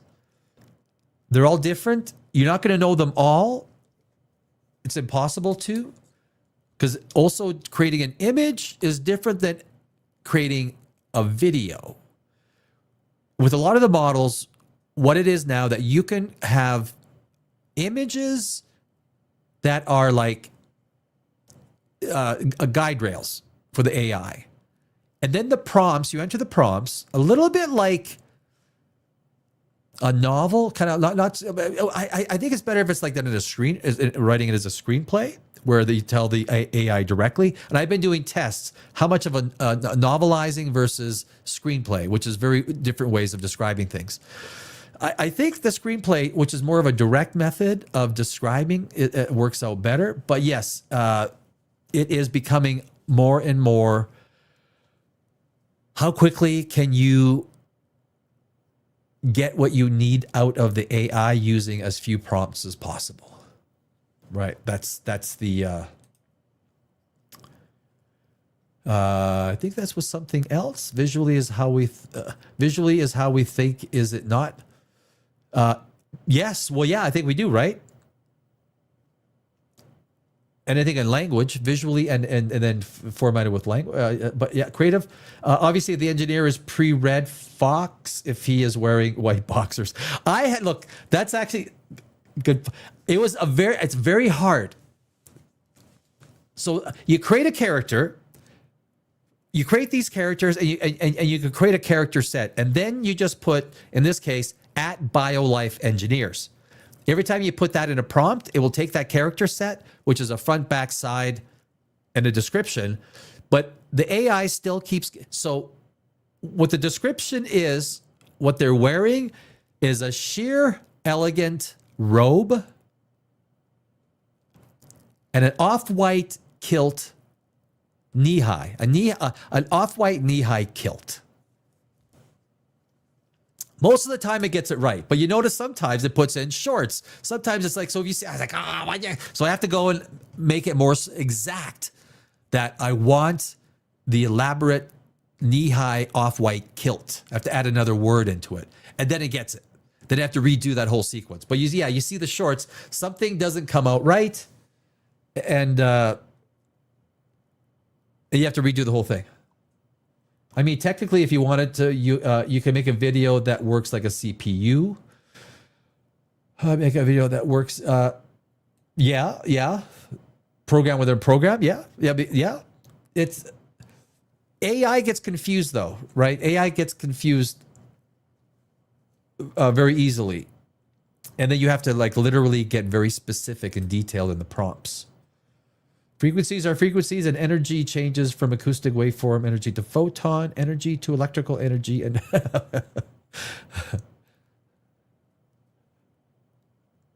Energy is the constant. I'm not sure in the constant change. I just remember the human brain is not only perceiving a certain frame rate. With the rest of us, it is invisible. Yeah. We can only perceive so much. But only to us. Mjolnir, are you a fast writer, Mjolnir?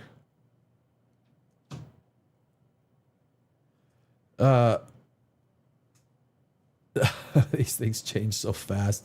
I was working technology back in 1994. It was just behind the paywall. Photorealistic models, this even as advanced as when the Chrysalis came out, actually using sprites. This is changing fast. This is changing fast. I haven't seen it.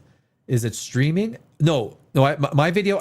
My video is going to be out 1 or 2 days. It depends how many refinements I want to make on this, but you just look at how the characters walk. The walk, like there's so many things that have to happen correctly. Right? Just for a simple walk, for the expression in the eyes, for all these things that when we look at it, we perceive it. I mean, it does look like there was an actor that was hired. Now the prompts were pretty good in this. I got to say, these are about 300 word prompts that I do to make this. There's an image, a series of this one. I used 2 or 3 images. So you see the ship. I had to construct that ship. I first constructed it in space, flying through space. And then I constructed the ship around Earth. Then I constructed the ship in a city. Then I had to take a few times now I had to try and get the AI to construct it on planet Earth. I really didn't know how I was going to do that, but I figured it out. And it's very difficult because you need the consistency of the ship going through space, the ship hitting Earth, the ship in a city, and then the ship landing so that it all looks the same. I didn't think I could do it. I did it with this new AI. And then my BioLife engineer walks out. The first time I saw this, I was like, holy. And this is not the one I use. The one I use actually even looks more real than this. Guys,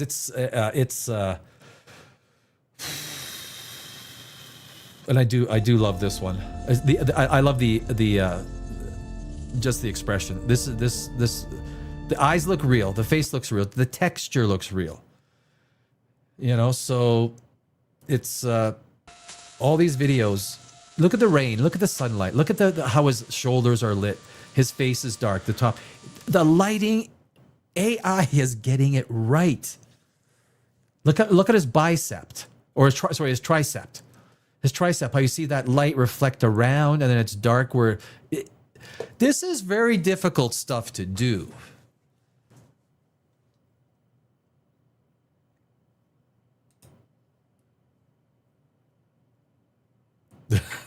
Okay. Well, you did. There is a sequence with him in boxers, right? Yeah, AI hallucination. Yeah, but in this case, it's not. The AI isn't so much hallucinating. It's taking commands, and it doesn't speak English in the sense of how we perceive it. It will take these things as it thinks is literally, and then you're okay. Why did it do that? I had this one thing where these villagers were walking forward, but 2 of them were walking backwards. I'm like, what the hell? I didn't say walk backwards. I went into I see why. Oh, okay. And it's very interesting. Yeah, but Crisis came out in 2007. It was using the system in it to render it at that time. Oh,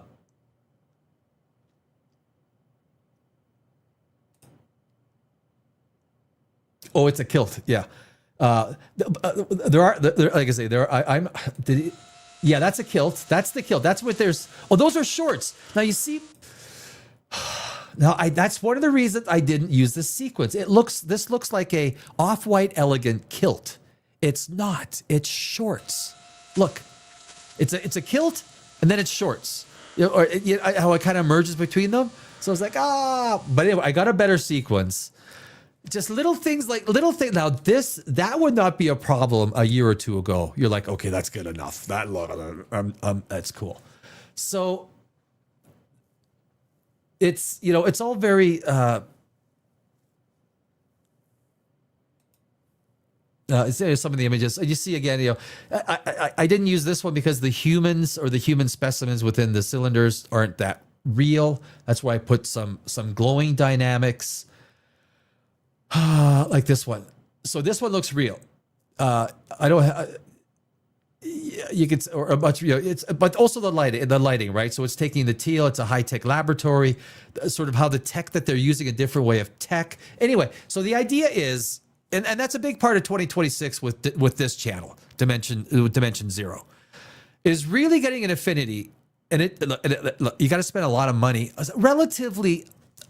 It's not too much money, but it's money. You have to spend money to continually learn and understand what AI is. But I think part of what this channel, what I want to do is accomplish, is to really get an understanding so that people can see what's happening. I would suggest that people honestly get into trying to understand AI from a generation standpoint. There's probably a lot of jobs that will be there in creating AI and generating AI. VO, which is the Google Gemini 3, is powerful. Sora, I haven't had great success with Sora. Sea Dream, which is the Chinese one, ByteDance, is very good.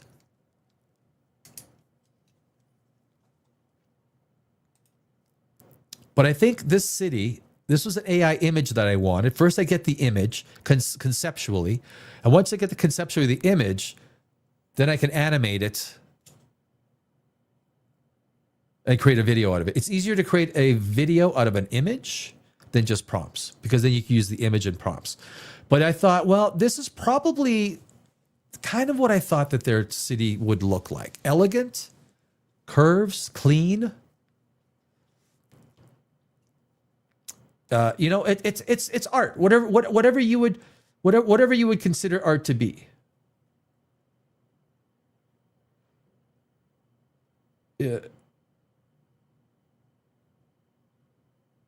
Is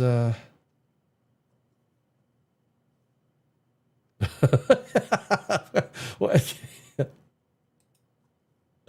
As the upholstery business. Well, robots will start manufacturing the upholstery. You're in the upholstery business? I think everything is. I don't know. Geez. You're building a shape structure resemble what's on the moon. Hey, no, they copied my ideas, man, Mjolnir. That's my ideas. Why have I got a runny nose? Oh, you're working on starting? Creative, that will take a long time. You're creating furniture? You're building furniture? Is that what you're going to be doing? I would be scared of anything in the manufacturing business that will... I wonder what I can't...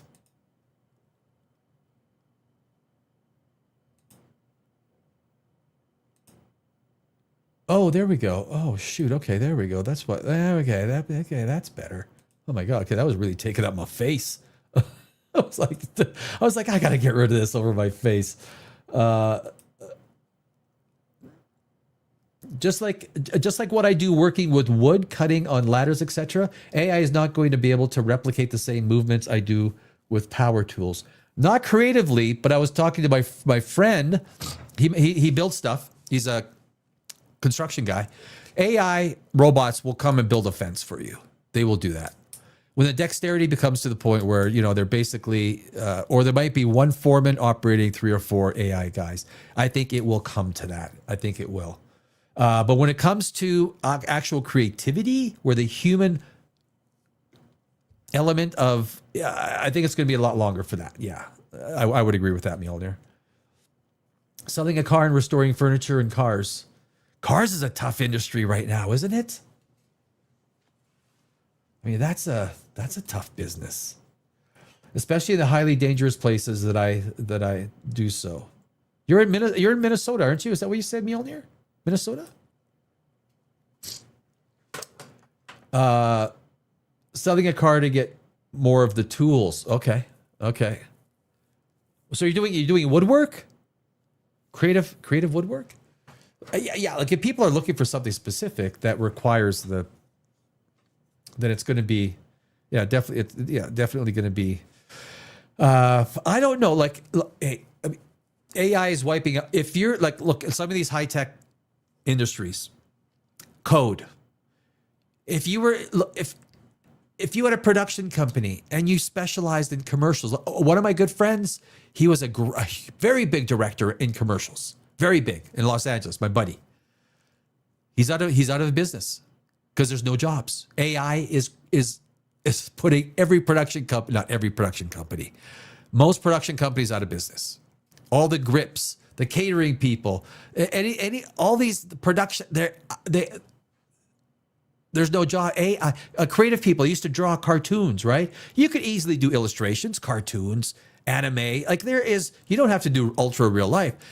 AI can do all of this in seconds, where you would hire someone. So people that were making $20, $30, $40, $50,000 per month drawing stuff, there's no business. Or there's a fraction of the business. That business is gone. Coding, all this, customer service, all these things that is going to dramatically impact, and it already has, right? Millions and millions and millions of jobs. But the fact that I can do this at this level, the fact that I can create production quality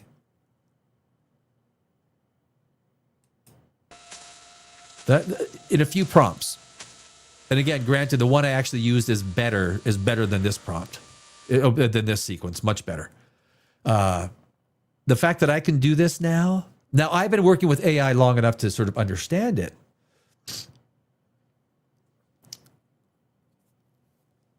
But Arizona. Oh yeah, Arizona. Yeah. I think you mentioned that, right? In Phoenix. You're in Phoenix, aren't you?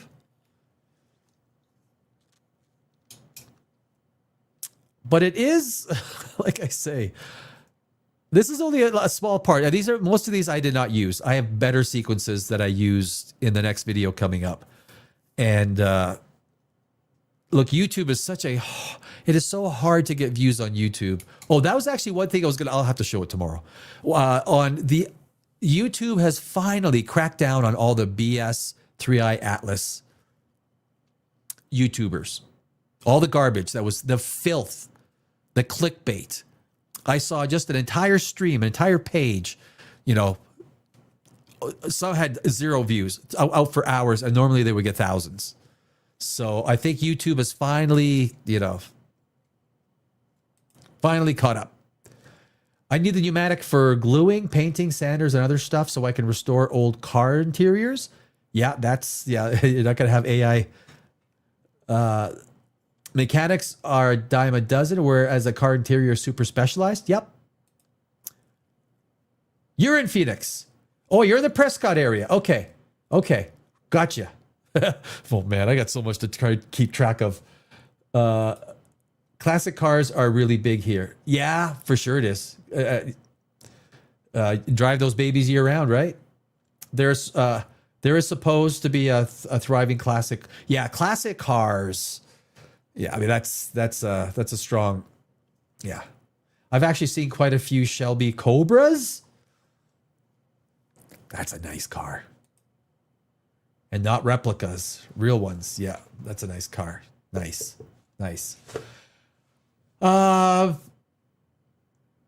All right, guys, we're going to leave it there for tonight. I got to grab a bite. I got to get to sleep because I tried to hit the gym at about 3. I've been hitting the gym at 4 a.m. I've had to push it back because by the time I get about 4 hours sleep, I wake up, get the gym, come back, sleep 2 hours. You get, the whole thing. But I'm selling my 2001 Honda Civic LX. Any buyers? Guys, it was a good show. I really enjoyed it. We're going to do the same tomorrow night. 4, sometimes 5 nights a week here on Dimension Zero. Thank you all, everyone. Mjolnir Creative, Midnight, everyone that was Doggy. I don't know if Doggy's still around. Everyone in the chat. Thank you for hanging. I hope you guys visit us Monday through Thursday, sometimes Fridays as well. 7 o'clock Eastern, 4 Pacific, 6 Central, 5 o'clock Mountain. So there you go, guys. My name is Danny Alex. This is Dimension Zero. Salute to everybody. Thank you, guys. And I will see you tomorrow evening.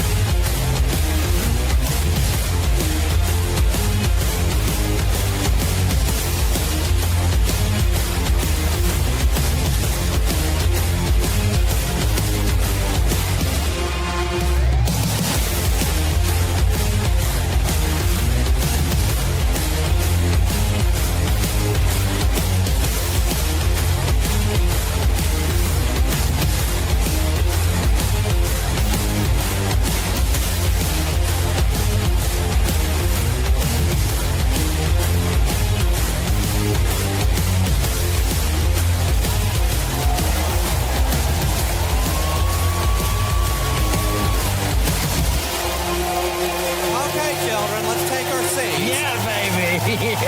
Do it